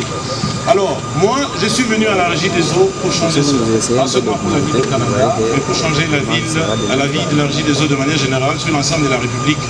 La Régie des eaux, ce n'est pas mon premier travail d'être directeur général. J'étais directeur général mondial d'une compagnie de plus de 15 000 personnes. C'est mon sacerdoce pour donner de voir à la population congolaise et j'ai accepté. C'est pour ça que je suis venu. Alors, ici à Kananga, qu'est-ce que nous faisons? Nous sommes arrivés à Kananga déjà au mois d'août de l'année 2024 pour annoncer un grand projet pour la ville. Je crois que depuis l'indépendance, c'est le plus grand projet que cette province va connaître dans le secteur de l'eau. Nous allons investir plus de 160 millions de dollars dans le secteur de l'eau dans la ville de Canada. À partir du mois de mai-juin, nous inviterons le président de la République pour venir lancer des travaux ici. Donc nous avons pris plus de 2 ans pour faire les études, pour les finaliser. Aujourd'hui, nous sélectionnons le prestataire qui va venir exécuter les travaux. C'est un projet financé en partenariat avec la Banque mondiale, je l'ai dit d'ailleurs au meeting. Ce sera un des plus grands projets que cette province n'ait jamais fait. Et bien sûr, moi je ne suis pas venu faire de la propagande, je ne suis pas politique.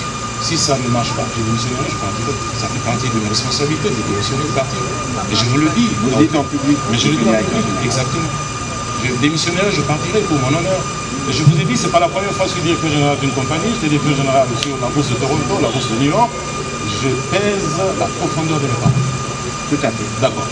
Alors, je voulais continuer. Il n'y a pas de l'eau sans énergie. Je rappelle à tout le monde, il n'y a pas de l'eau sans énergie. Et la ville de Kananga n'a pas de l'eau parce qu'il n'y a pas d'énergie. La faute à la semaine. Et bien sûr, non, moi je ne suis pas là, moi je ne suis pas politique. Moi je suis technocrate. Je ne suis pas venu ici pour jeter des pierres à d'autres et des fleurs à d'autres. Je viens dire la vérité à la population parce que le président veut que nous puissions dire la vérité à la population. Nous avons un devoir de dire la vérité. Il n'y a pas de l'eau parce qu'il n'y a pas aussi d'énergie. Nous, la Régie des eaux, nous envoyons un peu de carburant chaque mois pour qu'on alimente la ville en eau. C'est pourquoi vous avez de l'eau quelques heures seulement par jour. Parce que le carburant coûte excessivement cher et les recettes de la ville sont insuffisantes. Alors, nous avons conçu dans ce projet une centrale hydroélectrique qui est dédiée à la Régie des eaux. Une centrale qui sera financée par la Régie des eaux. C'est une centrale de 8,4 MW que nous faisons ici au Congo en partenariat avec les partenaires congolais. Et nous allons financer nous-mêmes cette centrale pour que quand nous aurons construit l'usine de l'eau, on ne peut pas investir autant d'argent sans une solution énergétique. Nos partenaires de la Banque mondiale ont pensé à une solution à solaire. Nous avons déjà dans la ville ici une solution solaire, on sait comment ça tourne, n'est-ce pas? Et nous, on s'est dit, on va vers l'hydroélectricité et nous lancerons ce projet également en 2025 et nous pensons que ça sera au même moment, vers le mois de mai, le mois de juin. Alors, ce projet, il est de 8,4 MW. Les coûts, à notre avis, ne vont pas dépasser 40 millions $. La Banque mondiale nous a garanti qu'elle va financer la ligne qui prendra du courant de la centrale hydroélectrique vers l'usine de l'eau, ce qui va nous aider déjà à réduire les coûts. Et en plus de cela, nous allons construire un réservoir d'au moins 1000 à 2000 mètres cubes par commune dans la ville de Kananga. La ville de Kananga a 5 communes urbaines et chaque commune, on mettra un réservoir. Le plus grand réservoir que nous avons sur la ville, il est ici au centre-ville. Nous avons appelé ça régulièrement comme les enfants Tander, n'est-ce pas? Mais c'est juste 600 mètres cubes. Nous allons mettre dans chaque commune 2000 mètres cubes d'eau de réservoir. Pour terminer, en plus de cela, nous allons refaire le réseau de distribution de l'eau. C'est de construire l'usine, mais si l'eau n'arrive pas là où les consommateurs sont, l'eau ne sert à rien. Il faut refaire le réseau, parce que tout le réseau est également emporter le réseau. Donc on va refaire le réseau, c'est près de 300 km de tuyaux. 250 à 300 km de tuyaux qu'on va faire dans cette ville. Réseau primaire, secondaire, tertiaire. Je suis en train de mettre ma main sur le terrain, sur le plus grand projet de développement que cette ville n'ait jamais fait. Voilà, on vous prendra un mot. Monsieur le directeur général du DCECO, on revient à vous. Il y a beaucoup de choses que vous devez nous dire. Parce que justement, on a vu qu'il y a des accusations qui ont été portées contre le DCECO. D'abord, dites-nous ce que vous faites dans la ville. Le ministre d'État des Infrastructures nous a dit que vous êtes intervenu sur certains travaux, premièrement. Est-ce que, rapidement, avant que nous prenions les questions de journalistes, vous pouvez nous dire aussi ce que vous faites dans le cadre du programme 145 territoires? Vous et moi, hier, nous avons été interceptés par des jeunes de Kananga. Dans le cadre de la vigilance citoyenne, nous disaient que sur les 145 territoires, rien n'est fait. Un peu comme le gouverneur le disait tout à l'heure. Est-ce que vous pouvez, à travers des chiffres et des exemples, nous dire concrètement ce que vous faites dans la ville de Kananga et dans la province du Kasaï central de manière générale? Vous avez la parole. Merci beaucoup. C'est tout. Il faut faire le point dans la province centrale et en particulier dans la ville de Kananga. Avant toute chose, je voudrais vous annoncer que le DCECO est une agence d'exécution, une agence d'exécution du gouvernement central, sous tutelle du ministre des Finances. Nous intervenons dans cette province dans le cadre d'un contrat d'accord. Nous avons signé avec le programme provincial du Kasaï central, notamment la période urbaine, également, améliorer aussi. Mais rien n'est fait, il l'a dit tout à l'heure. Ça, ça n'engage que lui. Ça n'engage que lui. Donc, nous intervenons dans le cadre de la période urbaine. Également, nous accompagnons aussi le programme provincial de la réhabilitation des bâtiments. Je voudrais souligner une chose que tout le monde doit savoir, que la voirie urbaine, la compétence exclusive de la province. Pas la compétence exclusive du DCECO, c'est la compétence exclusive de la province. Le DCECO vient accompagner la province pour moderniser la voirie. Donc, dans ce cas, nous avons 3 types de contrats que nous avons signés. Le premier contrat signé en 2022 concerne 42 km de voirie urbaine à travers 5 communes de la province. Je pense que dans l'assistance ici, je vois plusieurs visages. Dans le cadre de notre politique de redevabilité, généralement, nous faisons le tour avec les journalistes, les membres de la société civile qui sont ici présents, pour visiter tout ce que nous faisons comme travaux dans le cadre de la voirie urbaine dans les 5 communes de la ville de Kananga. Je pense que nous pas oublier. Et je leur avais donné aussi rendez-vous en disant que d'ici décembre, nous allons commencer à asphalter. Parce que le plus grand obstacle que nous avons dans cette province, c'était, comme l'a dit le DG de l'Office de voirie du village, c'était l'absence de transport sans compter le matériel. Maintenant, aujourd'hui, l'entreprise Safenex s'est sacrifiée à amener un concasseur. Ce n'est pas un concasseur mobile, c'est un concasseur fixe avec 5 tapis qui peut fabriquer 5 types de pierres au même moment. La même entreprise a installé une centrale d'enrobé qui peut aujourd'hui produire 4 types d'enrobés au même moment. Vous Vous avez vu l'exercice, bon, certains ont dit c'est parce que le chef de l'État était là. Nous n'avons pas, généralement quand le chef de l'État voyage, on ne communique pas son plan. Nous, dans notre programmation de décembre, avant la fin de l'année, on devait faire des tests. Faire des tests, on prend un certain nombre de mètres où on essaye de faire la fondation. La couche qu'on a vue ici sur Walikale, c'est une fondation. Ce n'est pas encore l'aspect asphaltage. À l'origine, c'était normal, on devait le faire sur la rue Collège. Beaucoup de gens ont vu comment on le faisait, mais c'est bizarre parce qu'il faut maintenant faire des études du sol, parce que le sol qui était là, on devrait maintenant voir quel type de latérite convenir pour pouvoir faire la couche de fondation. C'est ainsi qu'on a pris des échantillonnages, on a envoyé la matière de Facebook. Nous allons commencer l'exercice sur Walikale. Alors, sur le premier 42 km, l'entreprise a déjà assigné plus de 32 km. On peut le témoigner. Chacun, ce qui le concerne, on fait le tour. Et aujourd'hui, comme l'entreprise est en mode de production de la pierre, je pense que d'ici 6 mois, ça, je ne dirais pas que je vais démissionner comme mon collègue, mais je prends l'engagement. D'ici 6 mois, nous aurons les 30 kilomètres asphaltés.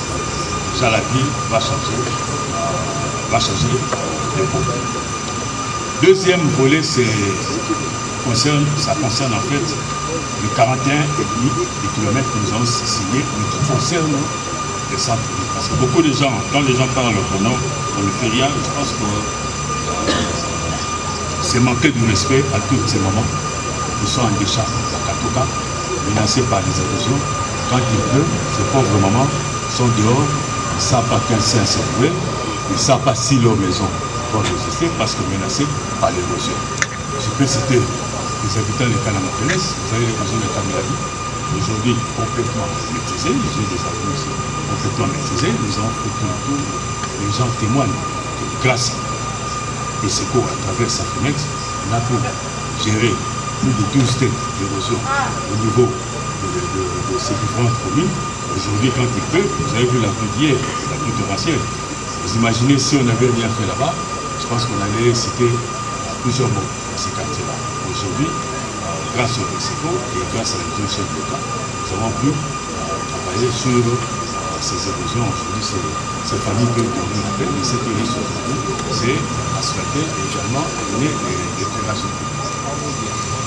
Sur le deuxième contrat qui concerne 41,5 km, nous avons signé un contrat avec toujours Safinex le 17 septembre cette année.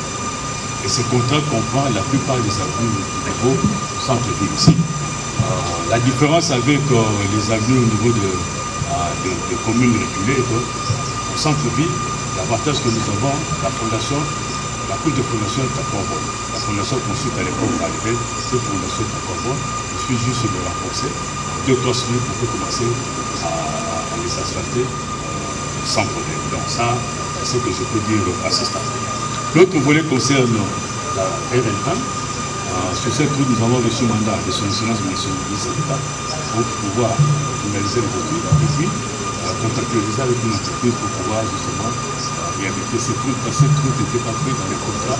Il faut parler au micro, mais oui, vous allez continuer. Permettez qu'on souhaite joyeux Noël à toutes les populations du Kasaï parce qu'il est minuit à l'heure de Kamanga. Donc joyeux Noël et tous nos vœux les meilleurs dans vos familles respectives. Nous le ferons dans 1 heure pour ceux qui sont à Kinshasa. Voilà. Merci. Voilà. Merci. Alors on va continuer avec vous. Alors, la route, la RN1 qui va de la cathédrale Notre-Dame jusqu'à l'aéroport, ça représente à peu près 11 km. Là aussi, nous travaillons avec Safinex parce qu'il faut dire aussi que mobiliser une entreprise de Kinshasa jusqu'ici, c'est un parcours de combat. Il n'y a pas d'entreprise locale? Monsieur le ministre, c'est ça le grand problème que nous avons à cette ville, je l'ai bien. Nous avons signé un contrat pour faire ces choses-là. Les gens se plaignent en disant, quand on vient de l'aéroport, on ne voit rien. La route a ses réalités. Nous avons commencé par le grand marché. Nous remontons. Pourquoi nous le faisons? Parce que côté de l'aéroport, nous avons ce qu'on appelle l'érosion RVA. Si nous commençons les assainissements du côté de l'aéroport, nous allons aggraver cette érosion et nous allons inonder l'érosion. Ça va créer un autre problème. Donc, vous êtes en train de nous dire que la route de l'aéroport par laquelle nous sommes passés aujourd'hui est déjà prise en charge. Alors, la chance que nous avons est que la Banque mondiale a signé un accord avec le Sénégal pour traiter l'érosion RVA. Sur cette route, la partie aéroport, nous allons le traiter après la saison de pluie. Donc que les gens soient patients, cette route-là sera faite. Le chef de l'État a pris l'engagement de créer des millionnaires. Mais ce n'est pas en donnant à chaque Congolais 1 million. C'est à travers ces travaux. J'ai posé la question, est-ce qu'il n'y a pas des entreprises? Nous avons ciblé toute la PDC. Il y a combien de camions verts? Je laisse cela. Vous pouvez dire combien de camions verts qu'on peut mettre à la disposition des entreprises qui construisent. Quand vous allez sur la rivière Nilo, est-ce qu'il y a une grave pour sortir ça? Ça, les camions de plaine, c'est une tonne à la pelle. Ça prend combien de temps? Ça prend de l'énergie et de l'argent. Ce sont les opportunités qu'on donne aux opérateurs locaux. Ça leur permet de se faire un revenu et ils sont payés cash par là. Et de créer des emplois. Sur base de ces emplois, les ménages vont se réaliser leurs emplois, vont nourrir leurs enfants, vont les faire soigner. C'est comme ça que se créent les richesses dans toute l'économie. Nous qui étions l'évocation de cette province, je pense qu'il n'y a pas d'histoire parce que quand vous allez en Gaza, la pierre elle est à la main. Et ce n'est pas cette pierre qu'on peut utiliser pour travailler sur la chaussée ou asfalter la chaussée. J'ai réuni plusieurs opérateurs dans la ville. Ils disent eux, leur travail, c'est prendre le ciment dans le marché. Comment est-ce qu'ils vont capter les flux financiers générés par les opérateurs qui viennent, qui ont des marchés, vont exécuter et pouvoir rentrer avec les flux financiers. Et sur les 145 territoires à travers la province de Kasai-Central? Sur les 145 territoires, je pense que, comme vous le savez, nous avons mis en place une stratégie parce que c'est un projet phare et c'est un projet aussi important. La stratégie mise en place, c'est que nous travaillons avec deux types d'opérateurs. Nous avons d'abord des agences locales d'exécution, mais également les petites et moyennes entreprises. La condition pour donner un marché à une agence locale d'exécution, c'était avoir un point d'ancrage dans la localité où l'agence se missionne. Quand on regarde la province de Kasai-Central, il y a quelques disparités. Nous avons pu avoir des agences d'exécution au niveau du territoire de Belenge, du territoire de Kazumba, également le troisième territoire, c'est Luisa. Par contre, les petites et moyennes entreprises se sont concentrées sur Lemba et Dibali. Au niveau des 3 premiers territoires, je pense que nous avons réceptionné à peu près 30%. Là, le Malawi, j'ai la liste, quand on a des écoles, on a des centres de santé. Et là encore, c'est là aussi la population ne réagit pas parce que concernant les centres de santé, nous n'avons pas eu de ressources. Nous n'avons pas eu de ressources pour financer les équipements médicaux. Dans ces centres de santé, non que les équipements non médicaux, ils ne peuvent pas être opérationnels. Au niveau de Ndemba et d'Ibaya, nous avons mis à peu près 15 mois pour recruter les petites et moyennes entreprises dans le cadre de procédures de marché. Nous avons un projet urgent, il faut exécuter, mais le code de marché public n'est pas assez souple, ne contient pas des instructions souples pour nous permettre justement de mobiliser rapidement les opérateurs. C'est ainsi que mes frères de Luis et de Ndemba se plaignent en disant que les travaux sont en retard, ainsi de suite, mais c'est tout à fait normal. Il faut respecter. Autre chose aussi, nous sommes restés aussi, presque plus une année sans ressources. Vous savez qu'il y a 2 mois, le gouvernement fait un effort pour donner un peu de ressources pour relancer. Voilà ce que je peux dire. Mais je peux garantir que tout ce que nous avons commencé comme ouvrage, nous allons les mener jusqu'au bout. Voilà. L'autre difficulté que nous avons, à l'origine, c'était que quand on lançait les PDS 145 territoires, nous avons des ouvrages tels que les écoles, les centres de santé et les bâtiments administratifs sous financement d'été sur les FMI, et que le gouvernement s'était engagé au même moment qu'il allait mettre des ressources à la disposition des agences pour financer les routes des desserts publiques. Et cet argent aujourd'hui n'est jamais arrivé. Ce qui fait que la plupart d'entreprises font face non seulement les entreprises, mais les agences locales d'exception font face aux difficultés d'accès. Je donne seulement un exemple pour ne pas aller loin. Nous sommes restés presque une année, nous serons relancés d'accélérer les travaux au niveau. Voilà, vous avez dit l'essentiel. On va prendre 2-3 questions pour terminer cet exercice qui est l'évaluation, qui est le plus long depuis le début. Vous avez des valeurs? Oui, excellence. Aussi. Comme vous le savez, tous les chefs de l'État s'étaient engagés à trouver chaque province des bâtiments publics.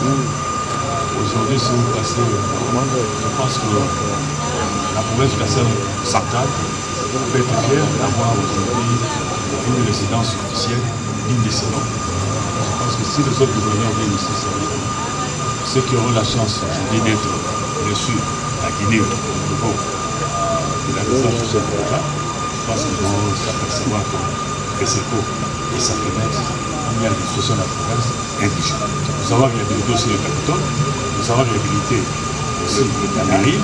Aujourd'hui, le chef de l'État est allé inaugurer le centre de diagnostic au niveau de l'hôpital général de référence de Kananga, où on a aujourd'hui un scanner public de l'État, on a l'échographe, on a la radio, on a les automates pour les laboratoires, on a aussi une salle d'opération.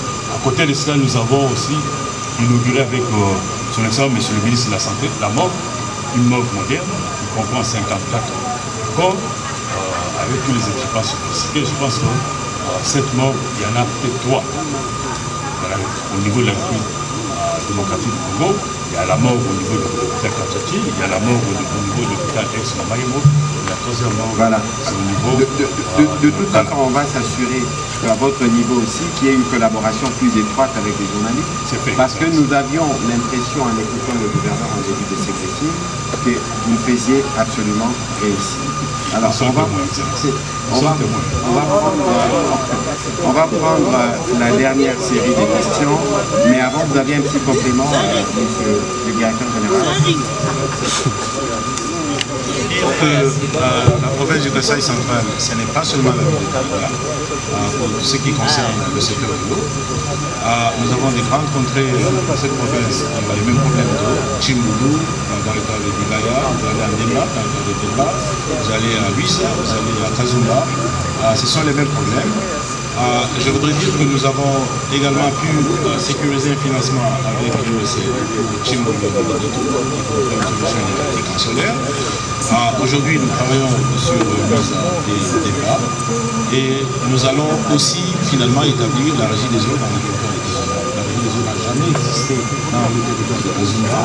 Nous allons établir la régie des eaux à Kazumba en 2025. Ce qui sera une première pour ce pays. Voilà, on va prendre la question de M. Étienne Lukongo de l'Agence congolaise de presse.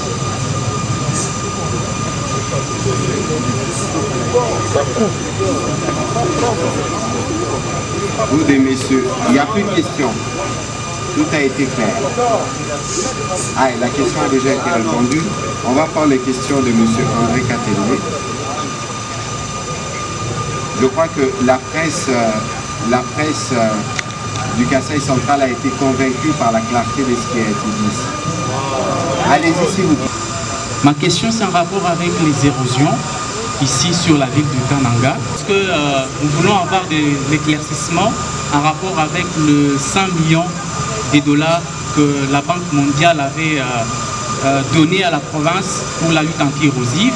Mais aujourd'hui, nous avons entendu le chef de l'État nous parler d'une somme de 200 000 dollars, qui est 200 millions de dollars pour 3 provinces. Alors, je voulais savoir, qu'en est-il de ces 100 millions-là que la Banque mondiale avait donné à la province pour les érosions?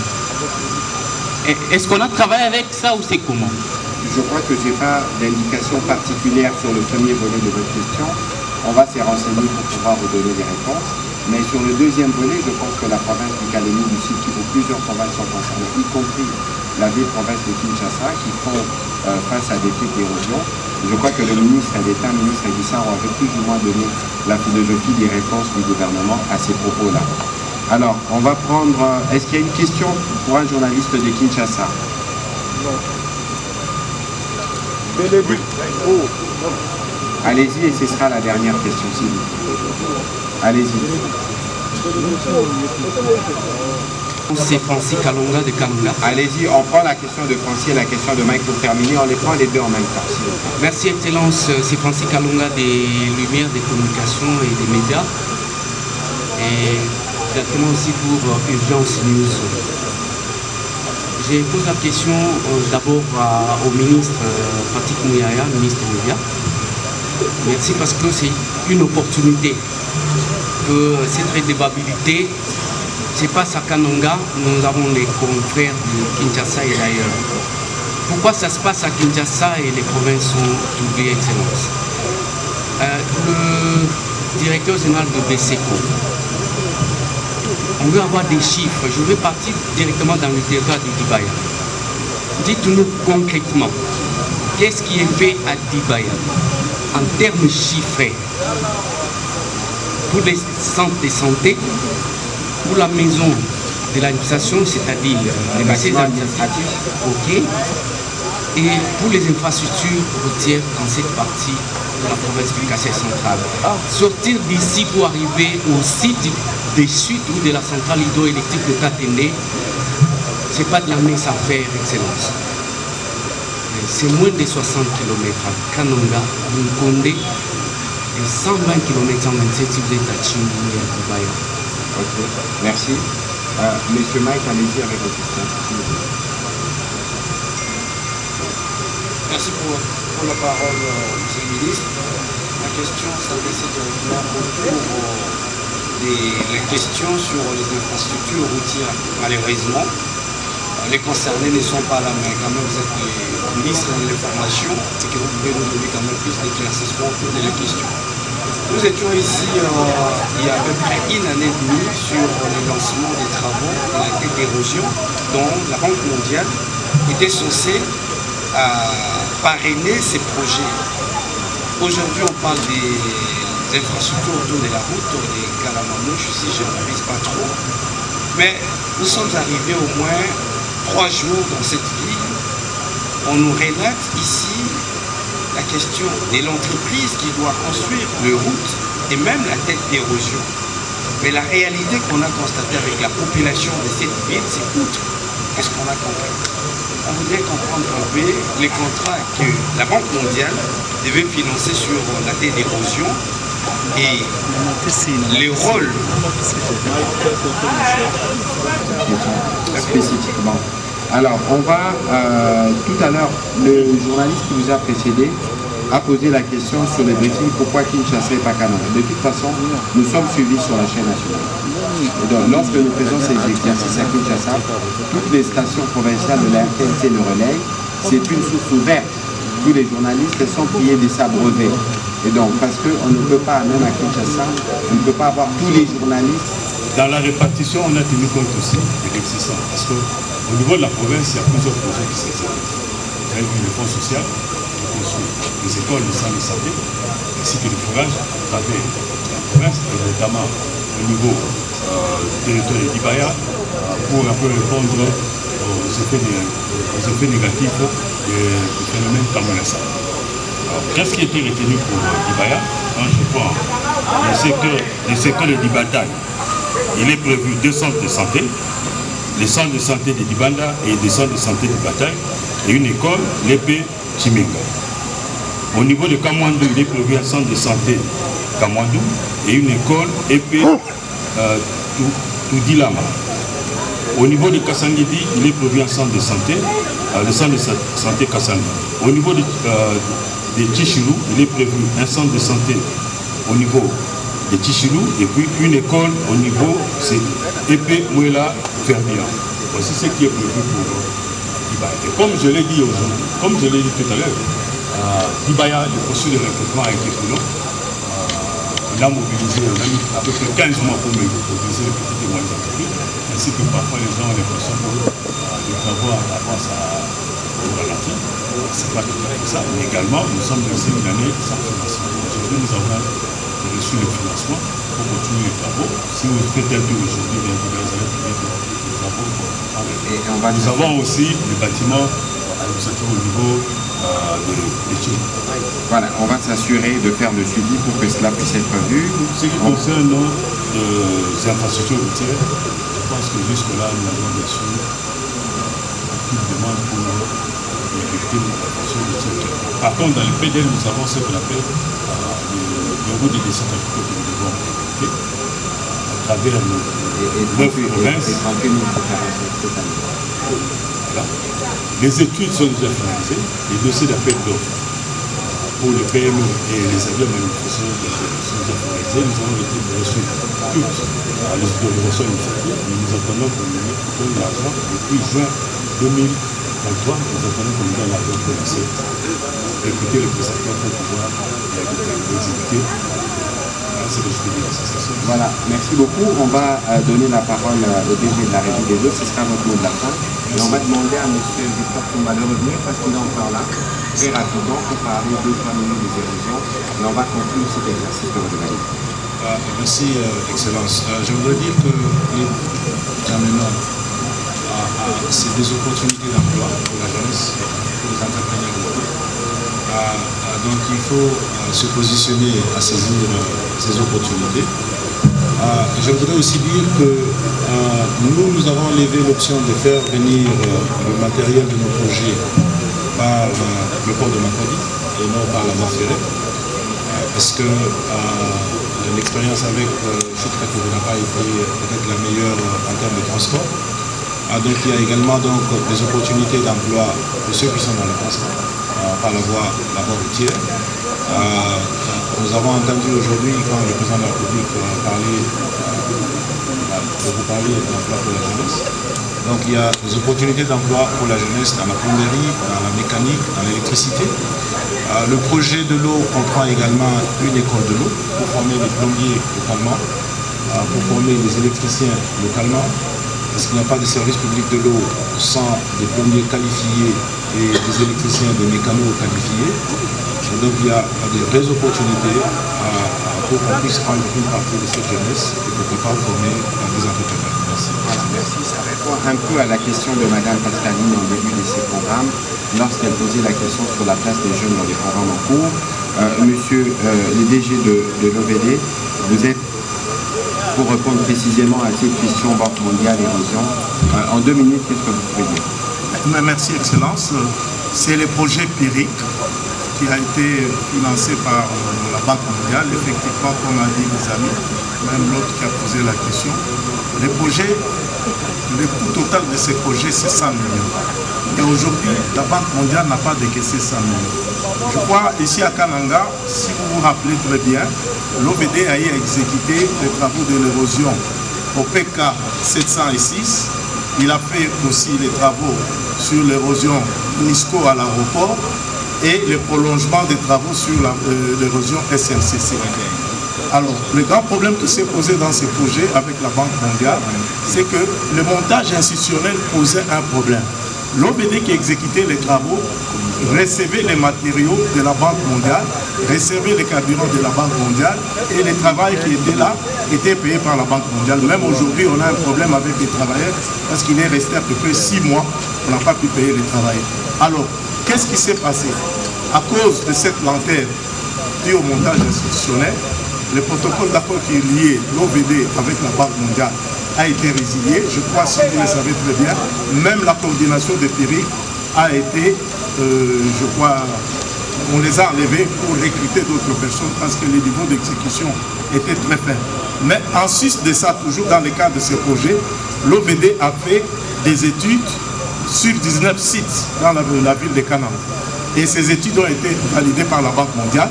Aujourd'hui, la Banque mondiale est dans le processus de contractualisation, c'est-à-dire qu'il va donner aux entreprises privées pour pouvoir reprendre ces travaux et exécuter les travaux, c'est-à-dire continuer les 3 que nous avons laissés, plus les 19 pour lesquels nous avons fait les études. Voilà ce que je voulais donner comme précision.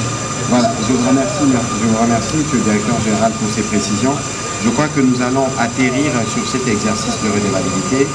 Le président de la République a beaucoup parlé aux jeunes et des jeunes cet après-midi, mais il a aussi parlé de l'école de formation des officiers. L'EFO, qui est une école des références dans les pays de manière générale où on forme nos officiers. Vous savez que nous sommes agressés dans l'Est de la République démocratique du Congo. C'était aussi un appel lancé à la jeunesse de cette partie du pays qui a le privilège d'avoir l'école des formations des officiers pour qu'ils puissent s'enrôler au sein de forces armées de la République démocratique du Congo. Il faut situer cette visite d'itinérance du président de la République dans le contexte non seulement du suivi des projets qui ont été engagés, mais aussi dans un contexte où nous voulons être en parfaite harmonie et en parfaite communion avec nos populations. Le président de la République a dit aujourd'hui, il a pris un engagement aujourd'hui en disant que s'il n'exécute pas, c'est pourquoi vous l'avez élu, vous pourrez lui jeter le pierre. Donc une parole comme ça du président de la République ne peut pas être dite en l'air s'il n'y a pas de soubassement. Et ce sont les soubassements que nous avons voulu vous apporter dans cet exercice que nous avons voulu pédagogique et un peu long pour voir ce qui s'est fait au niveau du secteur des infrastructures, ce qui s'est fait au niveau du secteur des ressources hydrauliques et électricité, ce qui est fait par la Régie des eaux, ce qui est fait par l'OVD et ce qui est fait par le Bureau central de coordination BESECO. Et donc il n'y a aucune question, aucune préoccupation qui touche aux populations du Kasaï central, parce que nous sommes au Kasaï central, qui ne connaissent pas un début de réponse du président de la République. Les frustrations sont compréhensibles, mais il y a un travail à faire et c'est pourquoi nous faisons cet exercice de redevabilité du côté des professionnels des médias pour être en mesure de faire les suivis du travail qui a été fait pour combattre justement parfois la désinformation, comme on a un peu constaté tout à l'heure dans ce qui a été dit en liminaire. Et donc il y a un besoin pour nous de nous lever parce que reconstruire une province n'est pas simplement le travail du président de la République. Vous avez suivi les directeurs généraux du BESECO, c'est aussi une occasion pour susciter les hommes d'affaires ici, prendre l'initiative pour appuyer les actions qui sont en cours. Et parce qu'on parlait des jeunesses, les programmes de 145 territoires a créé le cadre qui permet à des jeunes de travailler aujourd'hui dans la construction des centres de santé, dans la construction d'autres infrastructures. C'est illustratif justement de la volonté du gouvernement d'apporter toutes les réponses. C'est par ici qu'on termine donc cet exercice de redevabilité. Nous vous réitérons nos vœux pour la fête de la Nativité, que la paix soit votre faveur, en tout cas pour les populations qui sont ici. Demain, nous aurons l'occasion de communier ensemble avec le président de la République pour la messe de Noël sûrement, et pourquoi pas pour d'autres activités qui sont prévues dans le cadre de sa mission d'itinérance. Que vos anges gardiens vous protègent et bonne soirée et joyeux Noël chez vous. Merci beaucoup.